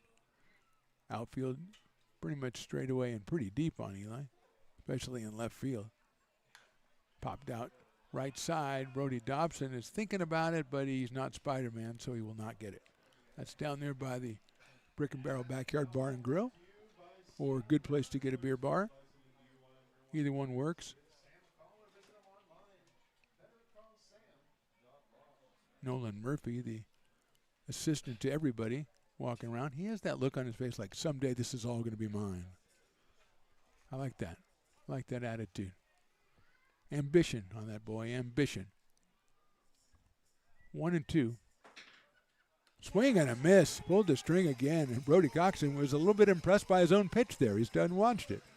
Couple of strikeouts. We'll go to the bottom of the fifth. Potter's on top 10-4. Buy a personalized brick for you, your loved ones, or your business, and show everyone your commitment to Lincoln baseball. Framed and engraved by our own Lincoln High Ag program students, your brick will be featured on unique movable brick walls. Find your name in the stadium entrance for the 2024 and 2025 seasons. Then visit your brick in its permanent home inside the stadium. Bricks can be purchased here for $250.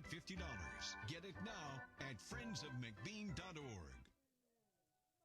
I'm Bill Spear, North Valley president of 5 Star Bank. In a time when business can feel so uncertain, we're here for you every step of the way. I know they have a lot of bells and whistles within their bank, but just the relationship piece here locally on the business side is huge for us. 5 Star treats us like we're number one. They're right there with suggestions, with help. So I have to bank with people that have our mission in mind. We're 5 Star Bank. How can we help you? Hi, Bill Evans, president of the Placer County Association of Realtors. We're in the store, our conference facilities, an amazing team that helps us keep together an amazing organization. And we thank them all. This organization can't do what it does and can't run the way it runs without the help of so many members volunteering their time. The success of the Placer County Association of Realtors is largely dependent on our active volunteer members to help our organization and industry. The work of our committees greatly impacts our ability to champion efforts across the board and giving back to the Placer County community wherever we can. Like all service organizations, I wanted to serve. And getting involved with the affiliate committee was the perfect way to do that. I love being able to serve my community with my business friends and other leaders and give back to those who are in need. The thing I love about the PCAR committees is they all work toward the same goal of bringing the community together to support those. Bottom of the fifth inning, Blake Duggan back out on the mound for a line drive for Cash Brennan, right to the first baseman, Vandenbrink. So Dugan out there for his third inning. He finished the third, and he went to the fourth, and now the fifth. He got the line drive from Brennan. And he'll go with Brady Dobson now. He struck out and singled, has Brady Dobson. Both of those happened in the third inning as the Potters scored 9.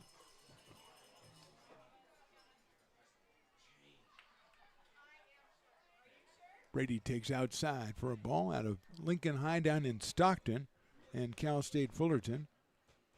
He's followed by Ethan Johnson for the Potters here in the fifth. Brady takes down low, 2-0.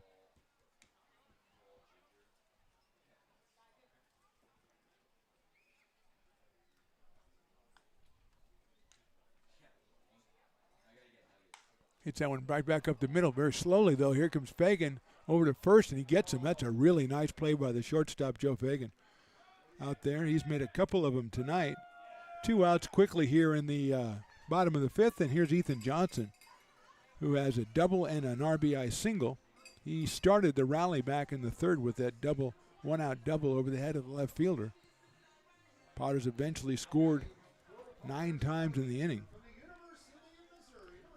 So Ethan came in at .333. He picked up his 6th run batted in the third inning, his second at bat in the inning. So he had a pretty good inning, really.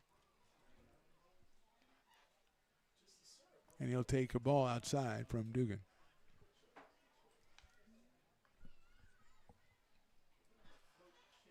Out of San Jose, California, University of Missouri.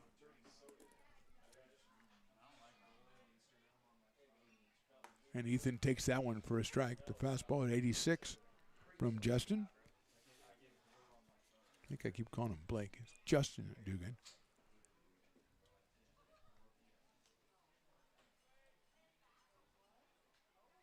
He went around on that one. An off-speed pitch from Justin.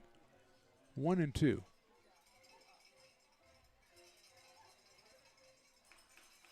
Bottom of the fifth inning, Potters on top 10-4.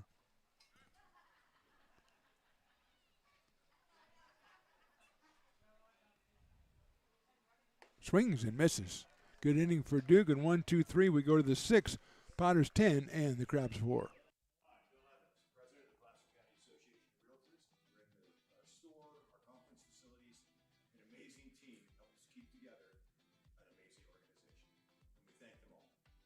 This organization can't do what it does and can't run the way it runs without the help of so many members volunteering their time.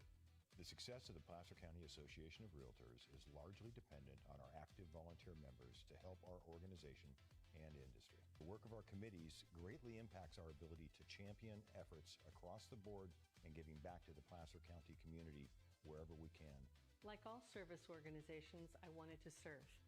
And getting involved with the affiliate committee was the perfect way to do that. I love being able to serve my community with my business friends and other leaders and give back to those who are in need. The thing I love about the PCAR committees is they all work toward the same goal of bringing the community together to support those in need in our surrounding area. I instantly came to the meeting and had a wonderful time, felt like I was a part of something bigger, and it was just the start of my leadership journey.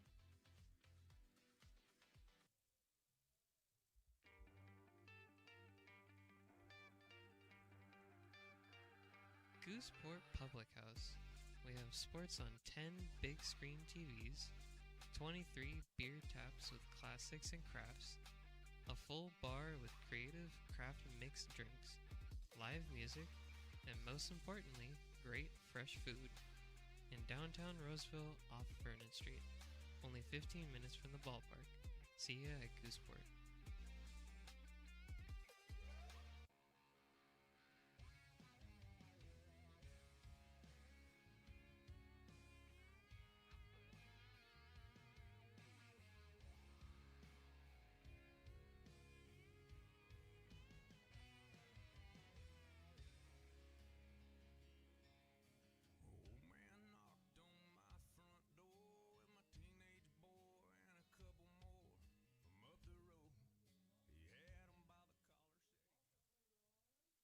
Potters fans, fans want to keep restoring and renovating historic McBean Stadium? Now you can become a member of Friends of McBean. Annual membership start at $50. Become a member now at friendsofmcbean.org. This job is the Esplanade Turkey Creek phases 4 and 5. Our scope of work for this project is full scope, so we've got all the underground, all the joint trench, and all the topside included with it. We are putting in sewer pipe, manholes. We're not doing services yet. We go through and do all the main line, and then we come back and do all the services after that. Top of the sixth, new battery for the Lincoln Potters. Behind the plate now, Cooper Smith, and on the mound is Alex Krosno. And he will take on Joe Fagan, Daniel Osborne, and Tyler Howard. 8-9-1 for the Humboldt Crabs, who scored 4 runs in the second.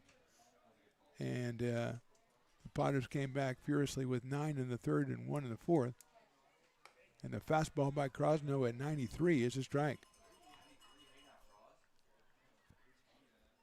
Fourth pitcher, Brody Coxon, 3 innings, 1 hit, 2 walks, 3 strikeouts, no runs. So good job by the left-hander, headed for Arkansas. Krosno's fastball. 1 ball and 1 strike. Joe Fagan out of University of Portland has made a couple of excellent plays out at shortstop tonight. At the plate, he has sacrificed and struck out. Hits that one sharply on 1 hop to shortstop. Brennan takes his time across the diamond, and he'll get him at first base. Shortstop to shortstop for the first out here in the sixth, and Daniel Osborne, the left fielder, who has been hit by a pitch and grounded to second, will be the hitter. Number 17, center fielder Tyler Howard. Number 22, left fielder Daniel Osborne.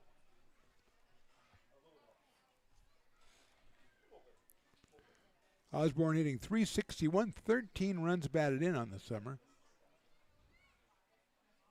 Chops it out towards second. Carson Moore on the big hop. Take his time, and he'll go to first for the out.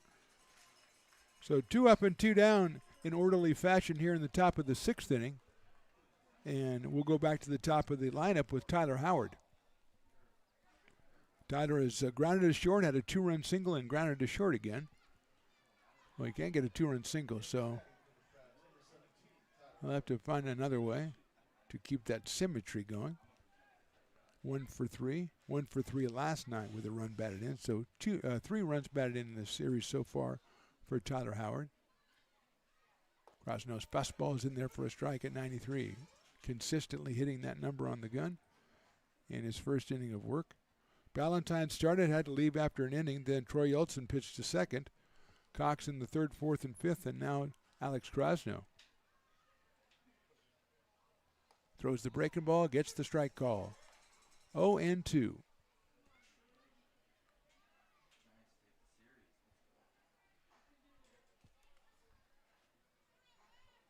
No balls, 2 strikes. Swing and a miss. That's a fine inning by the newcomer. 1, 2, 3. We go to the bottom of the sixth. Potters still on top, 10-4.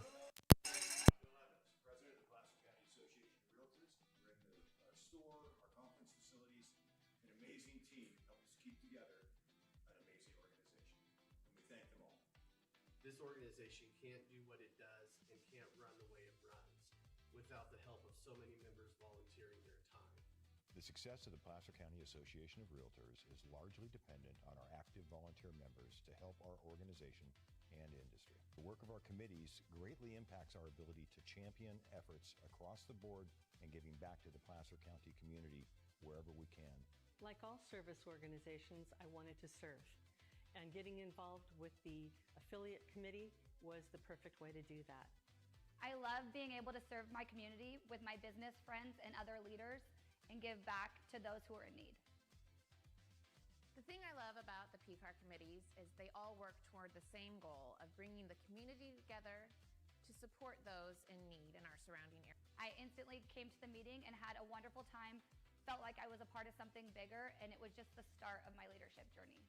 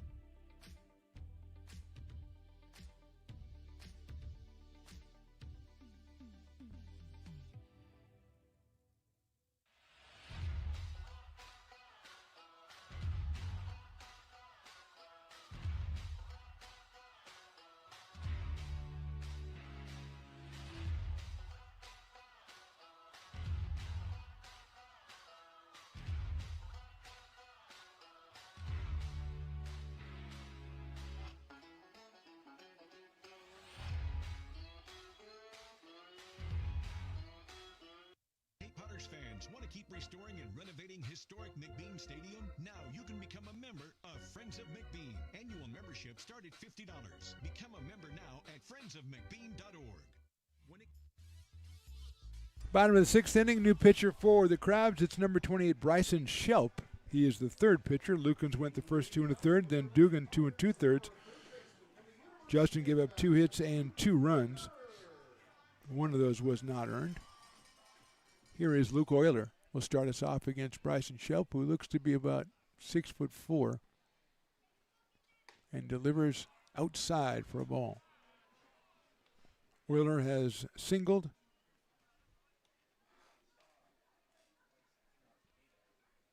and grounded to first.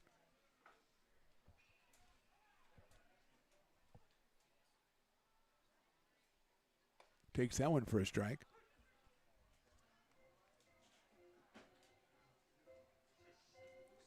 Luke came in at 297 with 10 runs batted in. He picked up his 11th back in the third inning.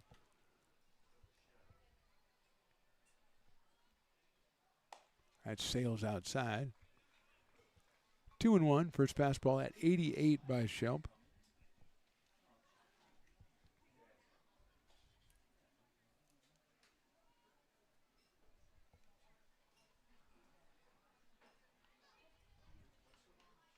Luke takes a strike. 2-2.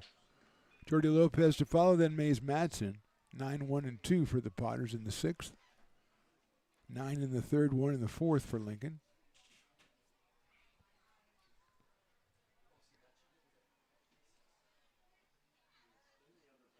That one sails outside again. Count goes full on Luke Euler out of Rockland, California. This is pretty close here.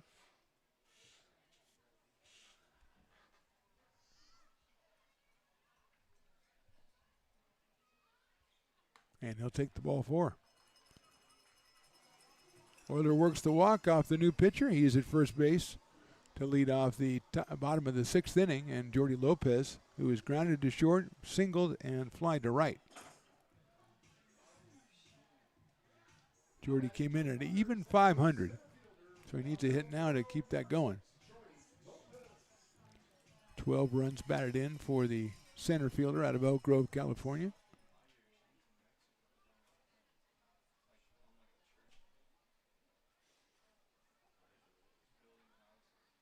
That's a strike. 0-1. Tomorrow, 6:35, the same two teams, third game of the series. $1 draft beer, 12-ounce draft beers for $1. Also, half off general admission. So, a couple good reasons to make it on over here. Dancing off at first was Euler, so you're going to get Bryson to step off and reset the runner over at first base. Saturday and Sunday, the opposition's the Marysville Giants. That's inside. Saturday night, 7:05, Piper's birthday, and then Sunday at 6:05. Of course, Military Appreciation Day like every Sunday.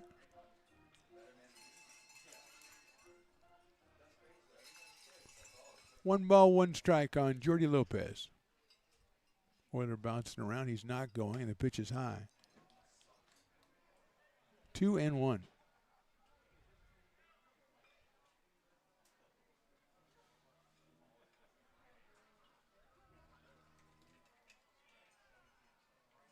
All the fancy seats right there behind the backstop, down the first and third base line, are all full. People love those seats. That's ball 3. Including Karen Russell, who gave me a message and told Willie, hey, your music's really good today. And Willie said, thank you. He's been scrambling his computer. Evan had to fix his computer for him, give him some very involved fix. That is strike 2 on Jordy Lopez. Evan, I did not know, was an IT guy, but he has, a lot of talents. Just keep the camera going. That's the one talent we need. The other ones, we can get by without him. Full count. Euler goes. Grounded down to third base. Handled down there by Mullen. Across the diamond. Nice play by Mullen to get Lopez by a step. Euler by virtue of going on the pitch, he'll be all right at second base. 1 out now in the inning. And Mace Matson, who was grounded to short and had a bunt single and been hit by a pitch. So he's got a couple of really amazing plays. First of all, the bunt single was an RBI back in the 3rd inning. Then he was hit by a pitch, stole second. The ball got into center field, so he took 3rd. And then they were a little bit slow getting the ball back in the infield, so he just kept going and scored a run. Kind of Little League style when you think about it. I kind of liked it. Swings and misses at that one, and it's 0-1. Out of St. George, Utah, and Utah Tech University. Same college as Cooper Smith, the catcher for the Potters. Tonight, the Trailblazers. That's their mascot. He takes a strike. Nice pitch right there by Bryson Chump. 0-2 quickly on Mace Madsen with Aiden Diome to follow.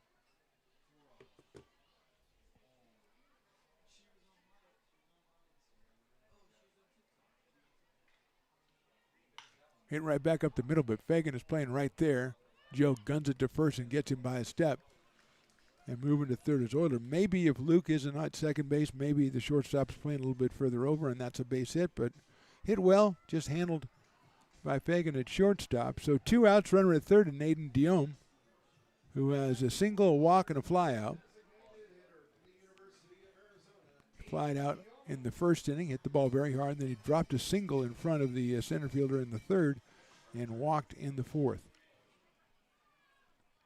2 outs here in the 6th, and he's got Euler down at 3rd. Schultz misses outside. 1-0. Quincy Malbrough is next.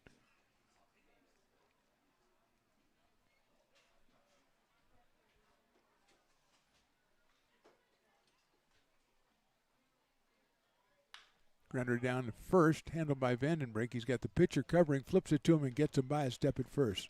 So a good inning for the new pitcher. We go to the 7th. Potters on top 10-4.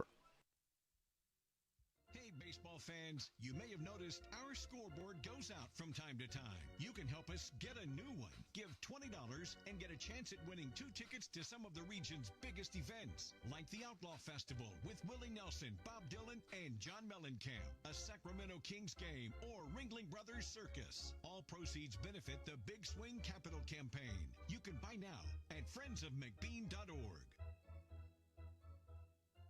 Hey everyone, this is Alex with the Downtown Lincoln Association. We're super excited to kick off Lincoln Loves Local, a new campaign designed to spotlight amazing businesses that make Lincoln so unique. We partnered with Dalila from UN Social Agency to create short, high-quality videos that help boost your visibility and reach right here in the Lincoln community. Each video will be shared on DLA's social media and newsletter, making it easy for locals to discover and support your business. So let's celebrate what makes Lincoln special together. Lincoln provides all the charm of a small town, yet still provides access to excellent local medical care.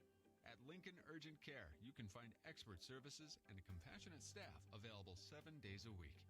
Our friendly front desk staff will welcome you when you come into our brand new facility.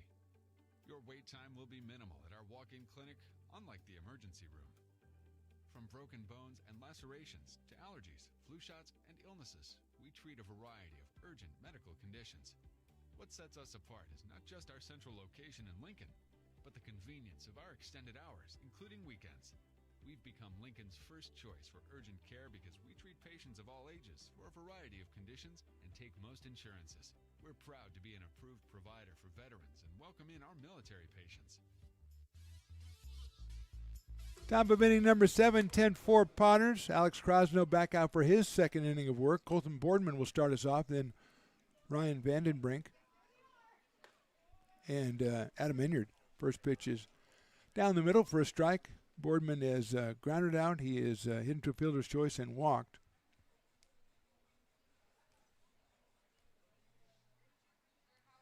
And he'll take that one a little bit inside, 1-1. Krosno with a couple of groundouts and a strikeout in his first inning in the 6th. Trying to protect the lead for Brody Coxon, the 3rd Potters pitcher, who went 3 innings, gave up just 1 hit and no runs. That one's a strike on the inside corner. at 91 from Alex.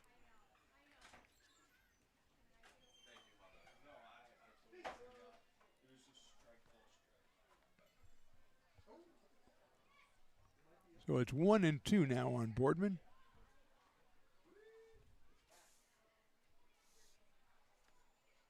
Swings and fouls it off, the product of Cal State and Northridge. Stays alive at 1-2. Cooper Smith behind the plate for the Potters. Luke Euler's down at third. Cash Brennan at short. Carson Moore at second. Brady Dobson at first. Madsen, Lopez, and Malbrough in the outfield. Crosnose pitches outside.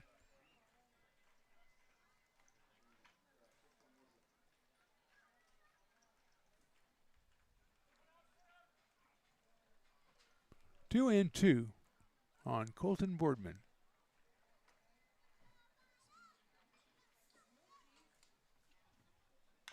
Chopper down to first base. Big hop for Brady Dobson. Plays it perfectly and records the out at first base, and will bring up Ryan Vandenbrink, who is the Dueling Dogs batter today but hasn't responded very well. He's got a couple of hits and a ground out to shortstop. So he's been disappointing thirsty fans all night long. But, you know, I mean, it's a wine and wiener Wednesday, so you get the beer, you go toward the wine, you got half-price sangria, you got $2 off wine pours. So, I mean, you get enough stuff, but it'd be nice to reward them. A thirsty fan out there, it's the 7th inning. Hey, I need one more beer, you know, before I go home. Let's make it a half-price one. Well, we won't because it's a ground ball up the middle for a base hit. So 4 strikeouts last night, 3 hits tonight. That's basically baseball, and that'll bring up Adam Enyard. Enyard singled, grounded out, and walked. So Adam.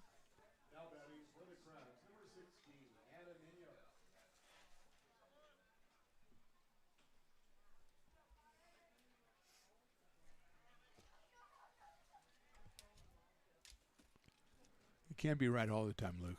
Okay. Enyard fouls that one back to the screen. 1 out, 1 on here in the top of the 7th. Alex Krosno, the 4th pitcher for the Potters tonight. He allows his first hit, and that's the first hit since the 3rd inning for the Crabs. Got a couple of walks, but no hits since the 3rd.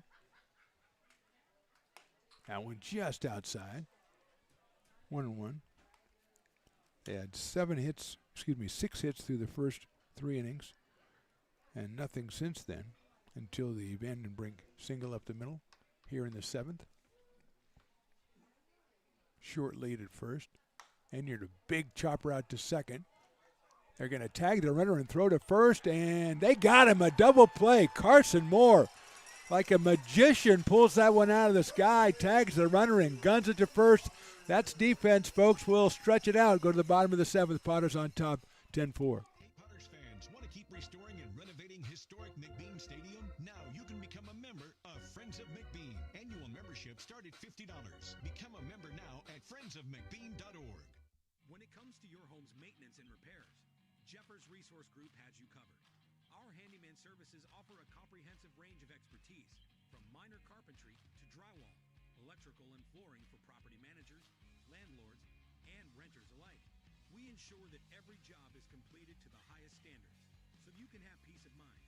Contact us today to discover how Jeffers Resource Group can help keep your home in top shape.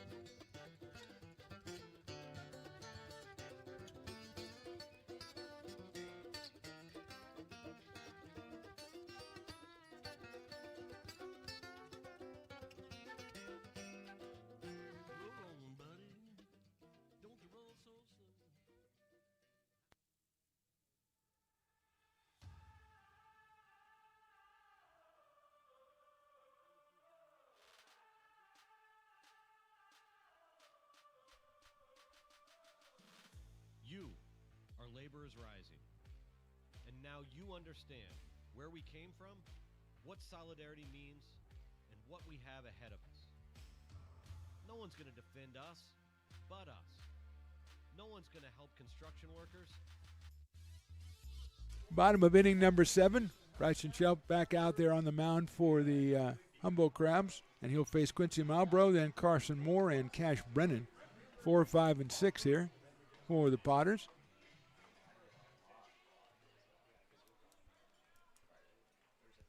Shelp, the third pitcher for Humboldt, and his first pitch is ripped down to third on a hop. Mullen comes up with it, and over to first. A nice scoop over there by Vandenbrink, and a quick out to Quincy Malbrough here in the 7th. He had a couple of hits in this game, hit into a double play, and now grounded out. He scored once and driven in 2, has Quincy, putting his total for the season at 12 RBI. Here's Carson Moore, who just pulled off that magician-like double play at second base. He is lined out, had a 2-run single, and grounded to short.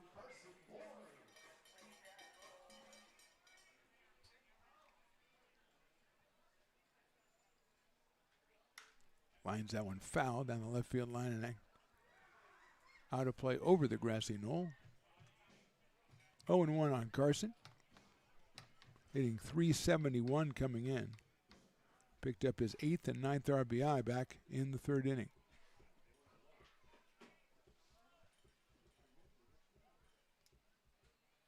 Lines it. What a play at third by Mullen. Diving to his right, about head high, makes the play and robs Moore of a base hit, probably a double.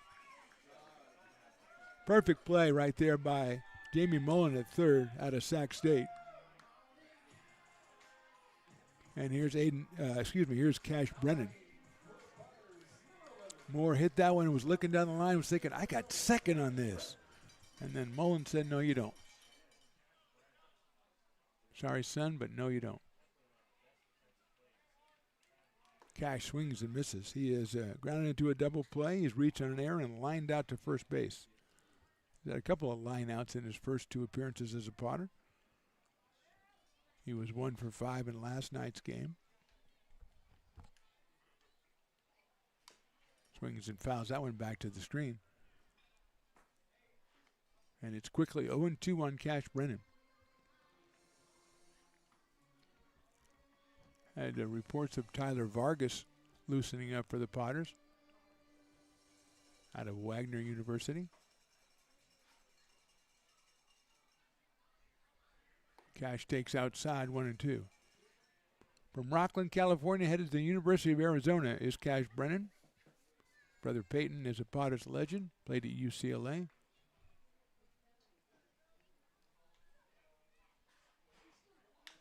There's a soft grounder foul.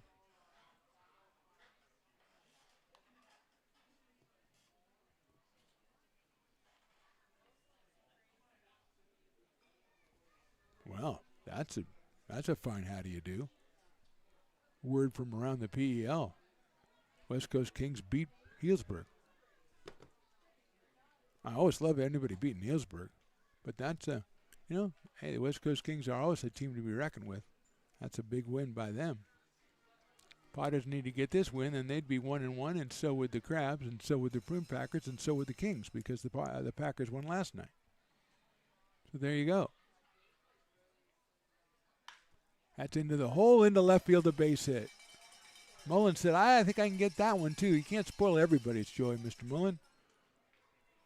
As Brennan has his first hit of the night, and Brady Dobson, who was struck out, singled, and grounded to short, will be our hitter.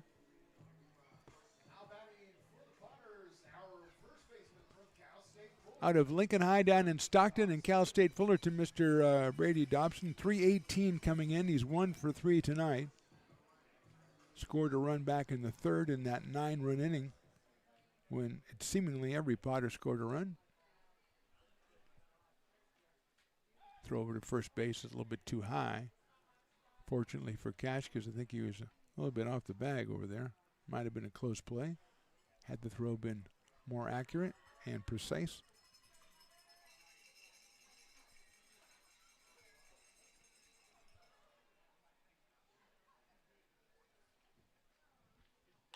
That one's hit on the short left center field. It is down for a base hit. Brennan falls down. He had it in the throw behind him. The tag, he is out at second base.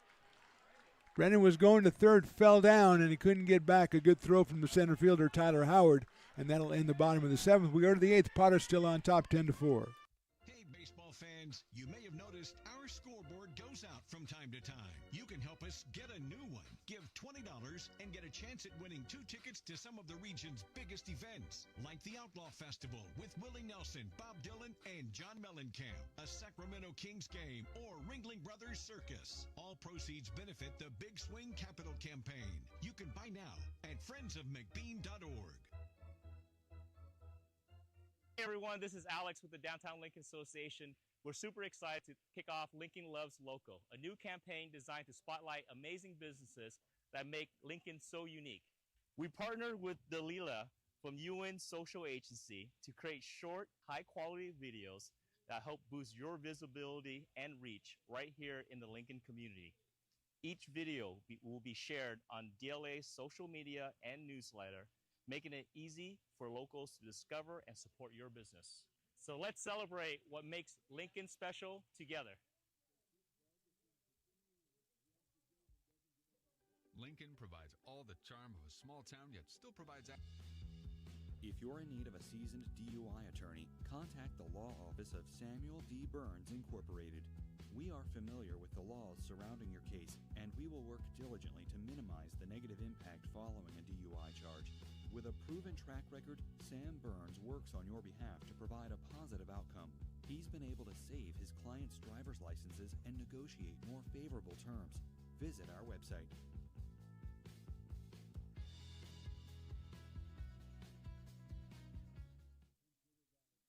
So many local businesses trust Wizix Technology Group when it comes to their office technology. Wizix is a full-service, locally owned company with exceptional service, supplies, and support, which guarantees quick delivery and response times. Copiers, printers, scanners, business phone systems, EV charging, document management, and more. Join the ever-growing list of local businesses and win with Wizix, the largest independent provider in the Valley. Wizix, office technology made easy. Potters fans, want to keep restoring and renovating historic McBean Stadium? Now you can become a member of Friends of McBean. Annual membership start at $50. Become a member now at friendsofmcbean.org. Top of inning number 8, Mark the Phantom Low along with the Big E on the controls. It'll be, I don't know who it'll be, ladies and gentlemen. I think it'll be Alex Harrington, though. New pitcher is Tyler Vargas out of Rancho Cordova in California, and Wagner College, which is not in California, I don't believe. They are the Seahawks. So here's Harrington. He came on in the third inning because Casas had to leave the game with an injury, and Harrington has hit once in the 5th inning and grounded to third. That was off Brody Coxon. Vargas, the 5th pitcher for the Potters tonight.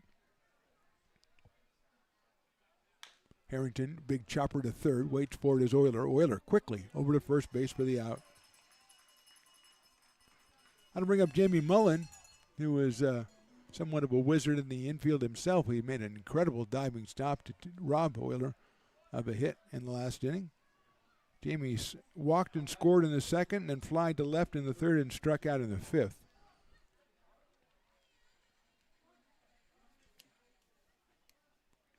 Crosno, 2 innings, 1 hit, 1 strikeout, and that's it.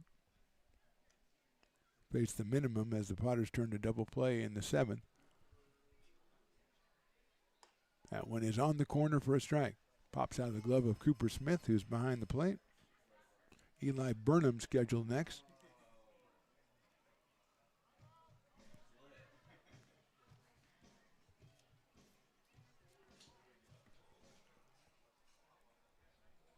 No balls in 1 strike.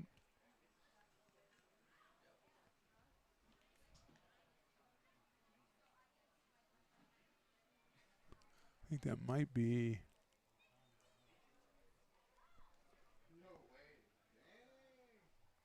Swing and a miss.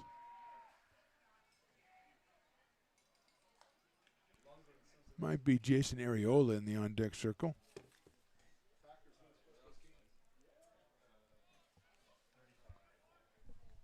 So it is Jason Areola in the on-deck circle, number 35.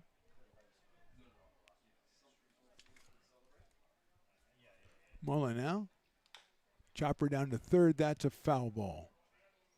Zoluk went to pick up the backhand, but he didn't let it go because it was a foul ball, so you don't make that play.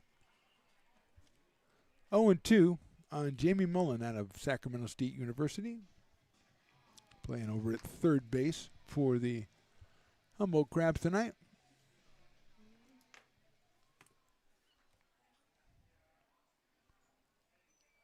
Cedar Klein is in the bullpen.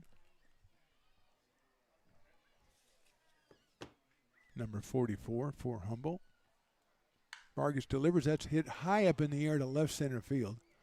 Moving over is Lopez. Madsen in left will make the catch. So 2 outs quickly here in the 8th inning. And going to get a pinch hitter, it looks like, for Burnham. It'll be number 35, Jason Areola.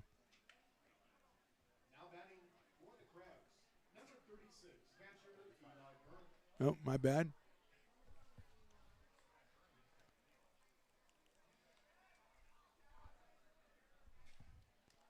Well, Eli's a right-handed hitter, so I think it's Jason. He skies one out to left field. Madsen going over into foul territory, and Mays makes the play. Nicely done. The pinch hitter is retired for the 3rd out in the 8th. We go to the bottom of inning number 8. Potters on top 10-4.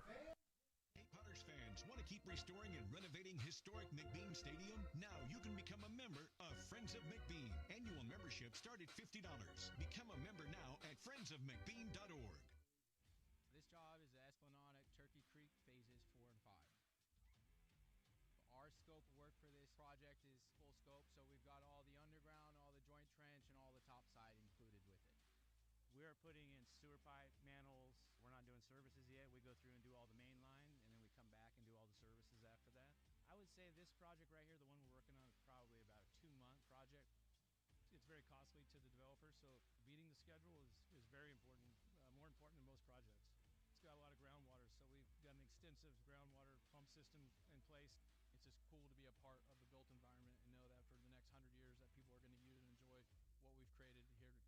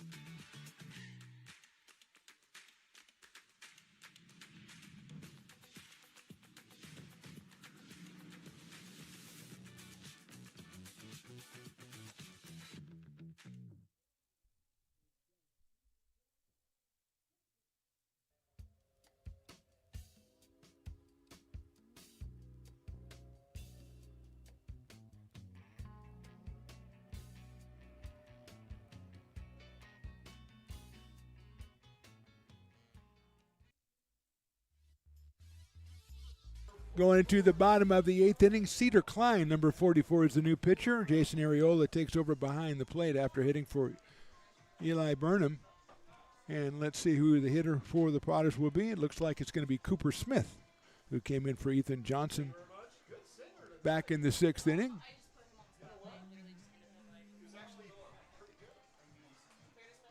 Areola going out to talk to Klein, getting the signal straight here in the bottom of the 8th. Potters up 10-4. All the scoring early. Crabs had 4 in the 2nd. Potters came back with 9 in the 3rd and a single one from Mays Madsen in the 4th. And that has been the scoring so far. Every other half inning got big zeros up there. So Smith and then Euler and Lopez for the Potters here in the 8th.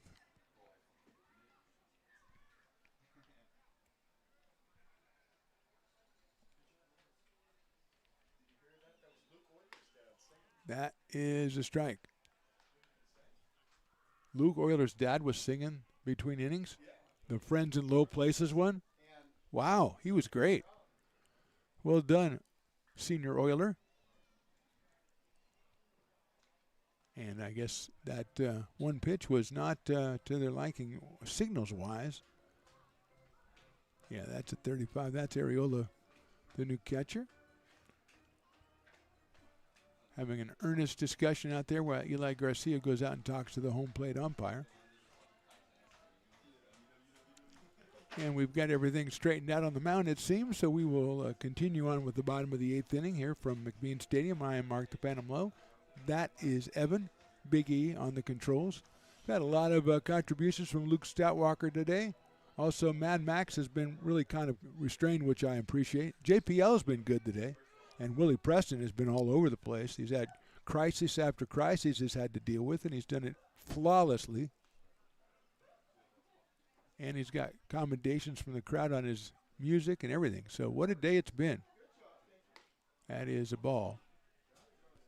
1-1 on Cooper Smith from Coeur d'Alene, Idaho, and Utah Tech University.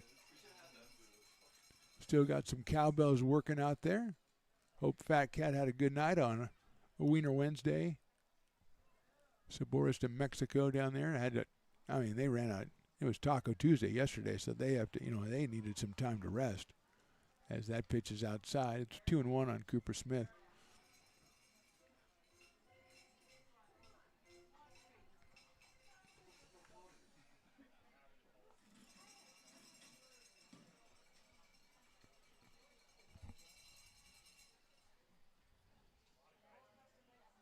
Lying down the left field line, but that's a foul ball down into the bullpen area of the Crabs and the grassy knoll down there. 2-2 now on Cooper Smith.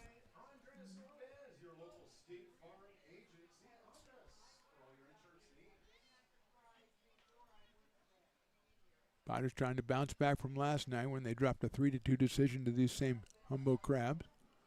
These two teams will play again tomorrow. Cooper takes outside. 6:35 first pitch. Half price general admission. $1 12-ounce draft beers. That's all I need to say. That's really all there is to it. The money you save buying a ticket will get you 4, 5 beers. I don't know what the price is, but it's a good deal. That is inside ball 4. Cooper goes down to first base with the base on balls, and here's Luke Euler. He is singled, grounded to first, and walked.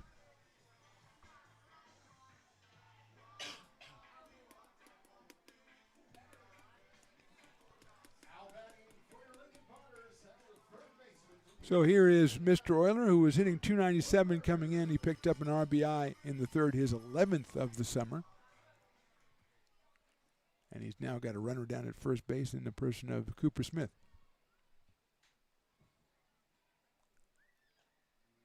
Klein's pitch is in the dirt. It's going to bounce all the way back to the backstop and will allow Mr. Smith to go down to second base.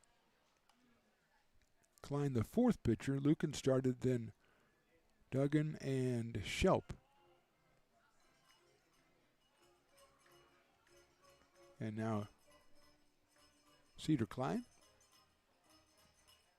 So in scoring position is Cooper Smith. Jordy Lopez, the top of the order, follows him. That's a lifted foul out of play. Evens it up at 1-1 strike, and good to see the patrons still availing themselves of the $2 hot dog opportunity today. It's never too late for hot dogs, which I think is one of their national slogans, or if it isn't, it should be. Maybe people have hot dogs as hangover cures. I don't think so. I don't know. You wouldn't know. I know that, Evan. I'm not trying to trick you in anything or anything like that. You go, oh, yeah, that's what I use. No, I know that's not true. You're a Bella Vista Bronco. Now, I'm not going to say what I'm thinking when you come back after a year or two at Cal Poly. Then it might be, But you strike me as a studious, serious type sometimes. 1-2 now to Luke. Fouls it off.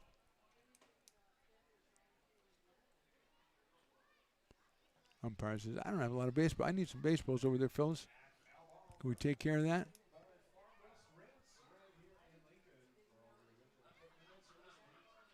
Good week of weather out here. Very nice weather to watch some baseball and enjoy some tremendous food and drink specials.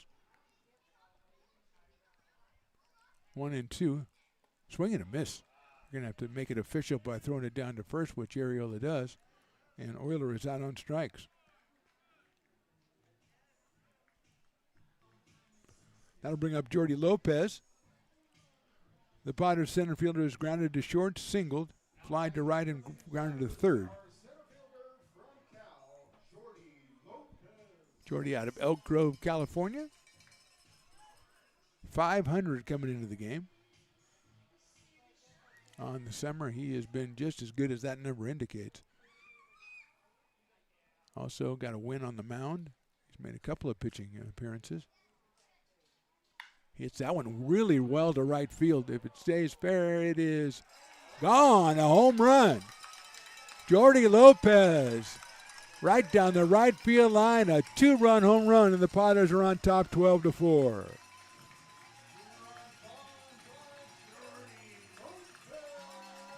So Lopez gets rid of one in a hurry down the right field line. Padres put 2 more up on the board. It's a 12-4 ball game, and the batter is Mays Madsen. That was just as pure as it gets. Just 103 miles an hour off the bat, 325 feet to right field, right where you want to put it. Perfectly placed. Madsen, the single, been hit by a pitch and grounded to short twice. Takes inside. Jackson Norton on deck to bat for Aiden Diome.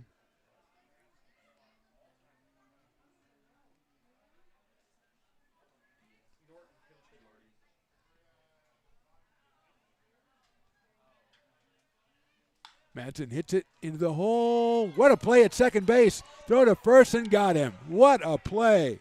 That's Colton Boardman at second base, and I thought that one was in right field. Boardman comes in and makes the play and robs Madsen of a base hit. And here's Jackson Norton making his first appearance in a while. The young man out of Sacramento, California, and St. Mary's College.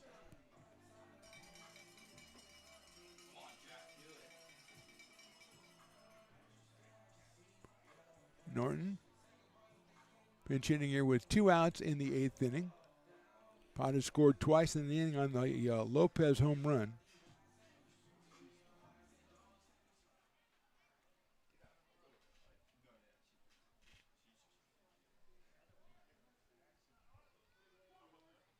Klein's fastball, good looking pitch outside, 85 miles an hour. If Norton reaches, and Quincy Malbrough scheduled next.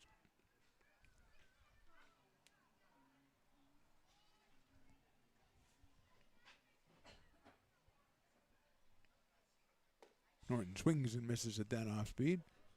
1-1 on Jackson.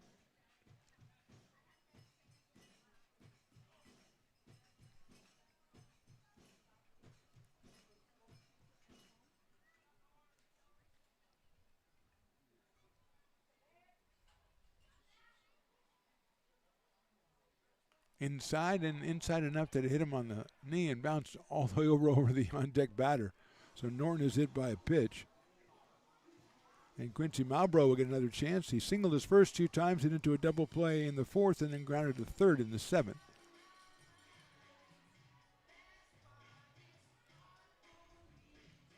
Quincy came in at 471, picked up RBI number 11 and 12 in that 9-run 3rd inning.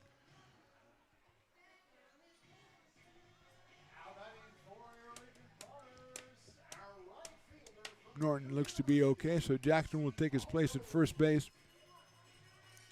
And Quincy Malbrough getting another shot here.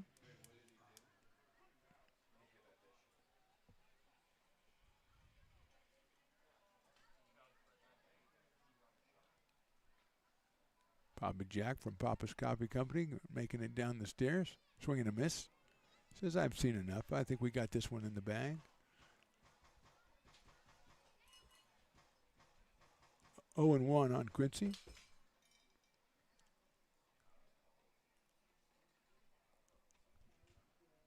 Carson Moore scheduled next if Quincy keeps the bottom of the eighth going. Already 2 runs across on the Lopez homer.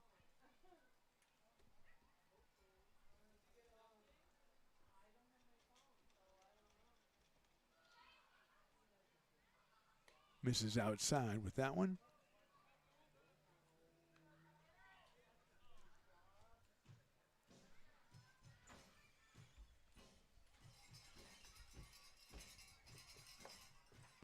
Quincy Malbrough out of Loomis, California, Purdue University.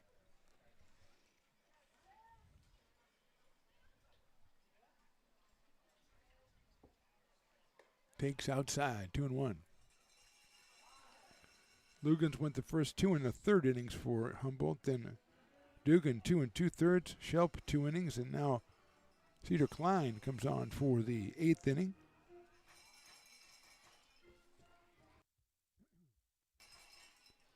Norton with the lead at first.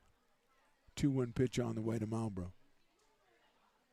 Quincy takes a strike, 2-2.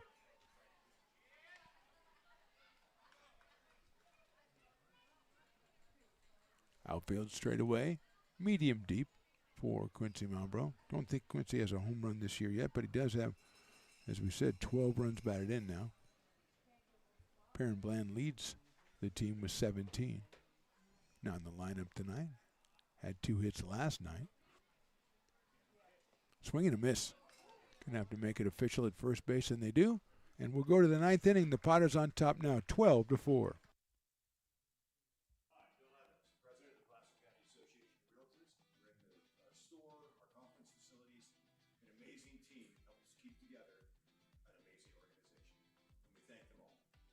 This organization can't do what it does and can't run the way it runs without the help of so many members volunteering their time.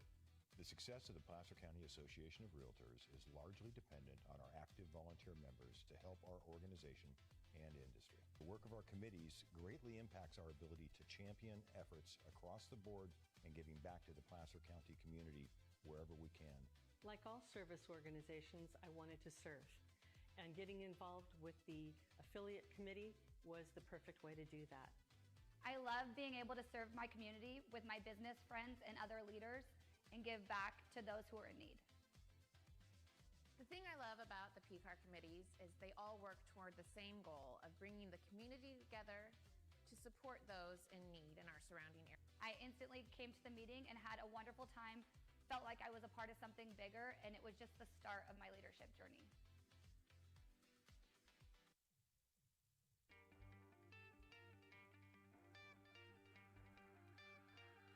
Gooseport Public House. We have sports on 10 big screen TVs, 23 beer taps with classics and crafts, a full bar with creative craft mixed drinks, live music, and most importantly, great fresh food. In downtown Roseville off Vernon Street, only 15 minutes from the ballpark. See ya at Gooseport.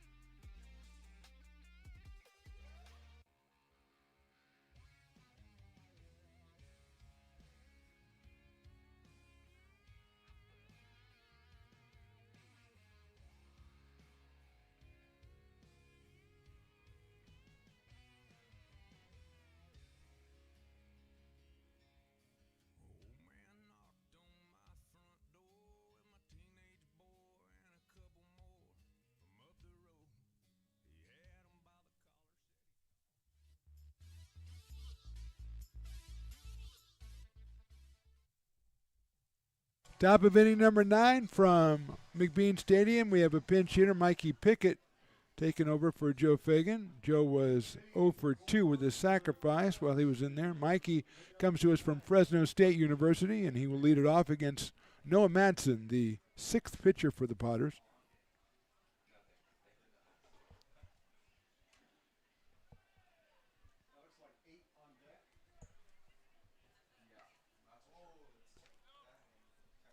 Like Kyron Humphreys on deck to pinch hit for Daniel Osborne.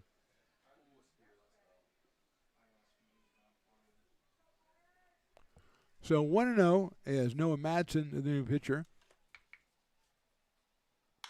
Chopper out towards short, waiting for the hop is Brennan, and he throws across the diamond, scooped up by Brady Dobson for the first down.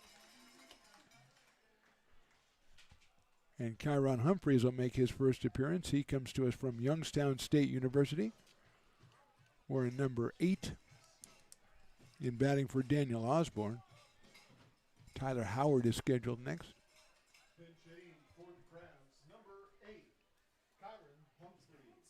Ballantyne, Yeltsin, Coxon, Crosno, Vargas, and now Madsen for the Potters. And starting in the third inning with Coxon, they have just been sensational. Humphreys takes a cut and misses it. 89-mile-an-hour fastball from Noah Madsen.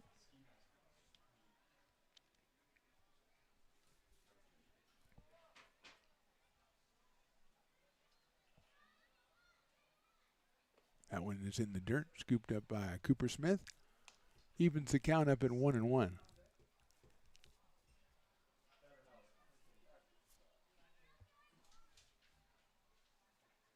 Potters fell down early in this one, 4-0.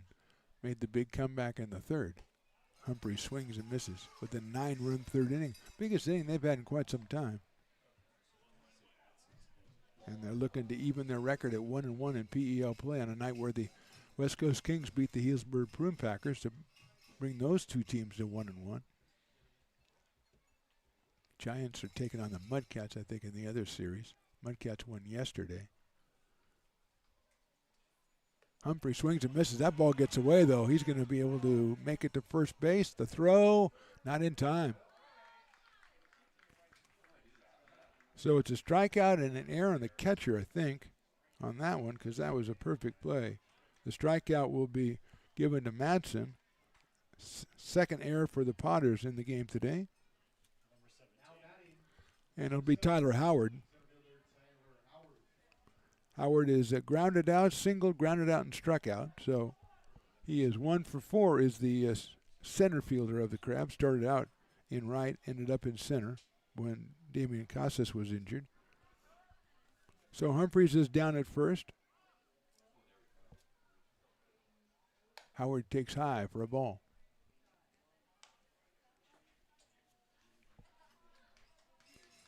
Tyler was 1 for 3 with a run batted in yesterday. Has 2 runs batted in today in that 4-run second inning for the Crabs. Swings and misses at a good fastball from Noah Madsen.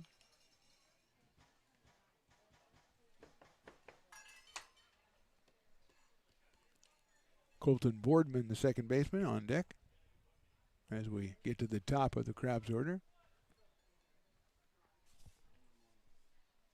Humphreys a short lead. Outside with a fastball. 2 balls and 1 strike.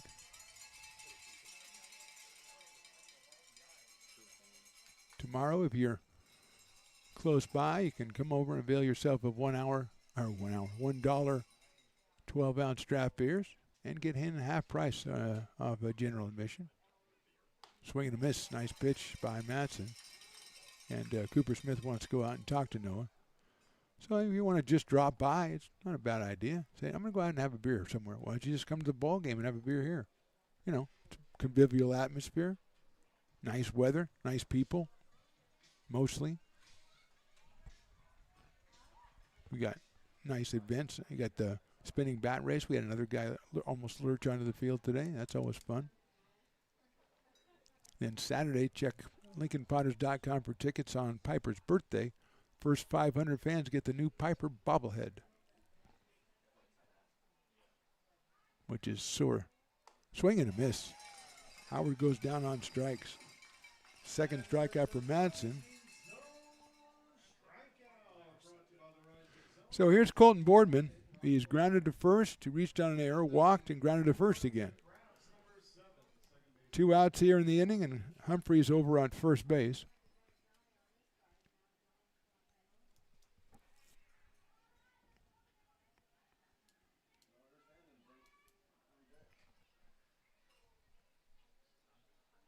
Short lead again by Humphreys at first. Madsen delivers a strike. 87. Oh, looks like the last strike guy might be dispatched. I mean, he's got to get down there early, of course.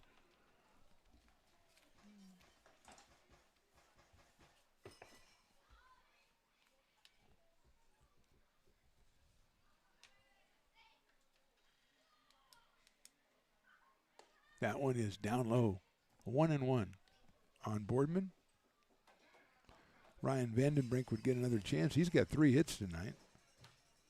He would get another chance if Boardman can reach base.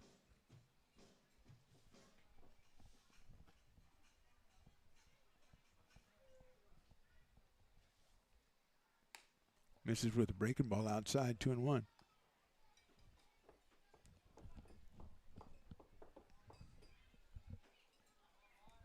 Game number 17 for the Potters on the season already.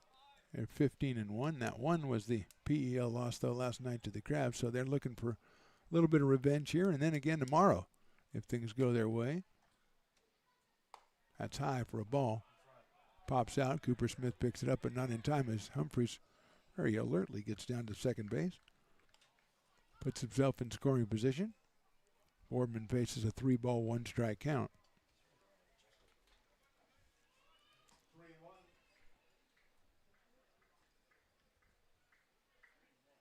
Willie doing the job in the PA here. He's got to, sometimes tell the people what the count is if the scoreboard's not right. So Willie doing double, triple, quadruple duty. That's inside. So trying to get the elusive last out here is Ryan Vandenbrink's going to be coming up to the plate. He is singled, grounded out, and singled. He has an RBI as well.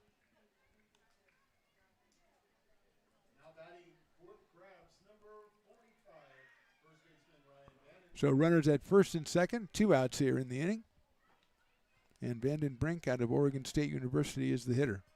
Playing just his 4th game for the Crabs, who have played 13 so far. They are 13-0, 12 preseason, and then yesterday against the Potters. High fastball, 1-0. Adam Enyard is following Ryan, as he has all evening. Willie keeps wanting cowbell. He thinks that's the secret to get this elusive last out. They had it, but they had a strikeout and then a missed third strike. Humphreys reached base. Hit high and deep and foul to left field. That one is a long way.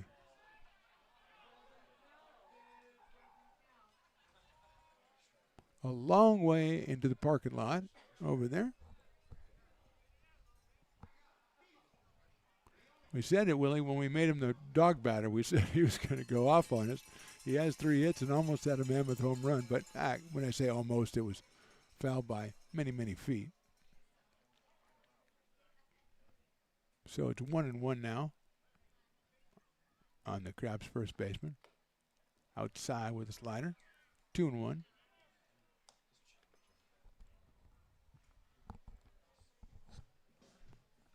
12-4 our score in the 9th inning. Cooper Smith goes out to talk to Madsen. Give him a little pat. Just, hey, come on, bud. It was more of a morale visit than anything else. You don't need those, Evan, because you're such a self-starter and everything. You don't need those morale visits from others. You're just out there, grinding on your own.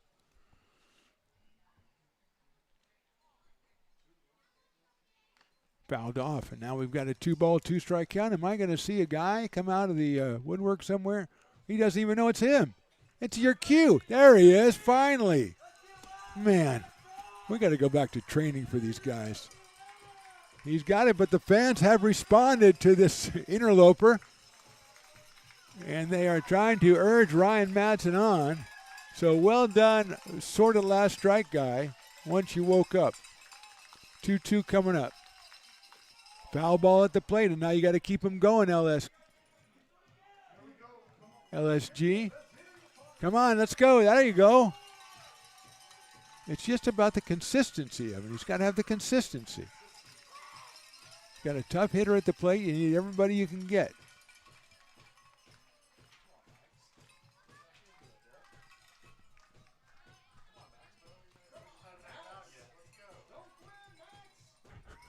Willie's even exhorting him. Come on, don't. There's no lag time. There's no lulls when you're the last strike guy. 2-2 coming up. Inside, there goes the runner. And both runners will take a little double steal action. That one was high and inside, so it's a full count now on Vandenbrink. And the last strike guy doing heavy duty down there. He's got to just keep it going. Keep it going. People want to party.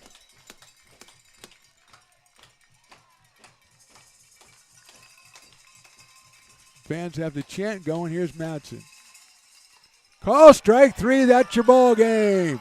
He sort of did it in a way, kind of. Maybe the last strike guy. Madsen gets the strikeout. His third of the inning. And the Potters get the win. Our final score, Potters 12. And the Crabs 4. Potters even the series at 1. Our player of the game is going to be Jordy Lopez. He had had a single and scored a run in the third, in that 9-run third, and then a 2-run home run in the 8th to kind of put it way away. So Jordy Lopez, our player of the game, but want to give special consideration to a group of guys, and those guys are Brody Coxon, it's Alex Krosno, it's Tyler Vargas, and it's Noah Madsen. They went 7 innings in relief with just 2 hits, no runs allowed, and struck out 7. So great job out of the bullpen by those 4 Potters. Our player of the game is Jordy Lopez. Our final score, Potters 12. And the Crabs 4 evens the series at 1 apiece. We're back here tomorrow at 6:35 for the rubber game of the series. So please join us then. For Mark the Phantom Low, for Evan the Big E, we say thank you very much for watching. We'll see you next time.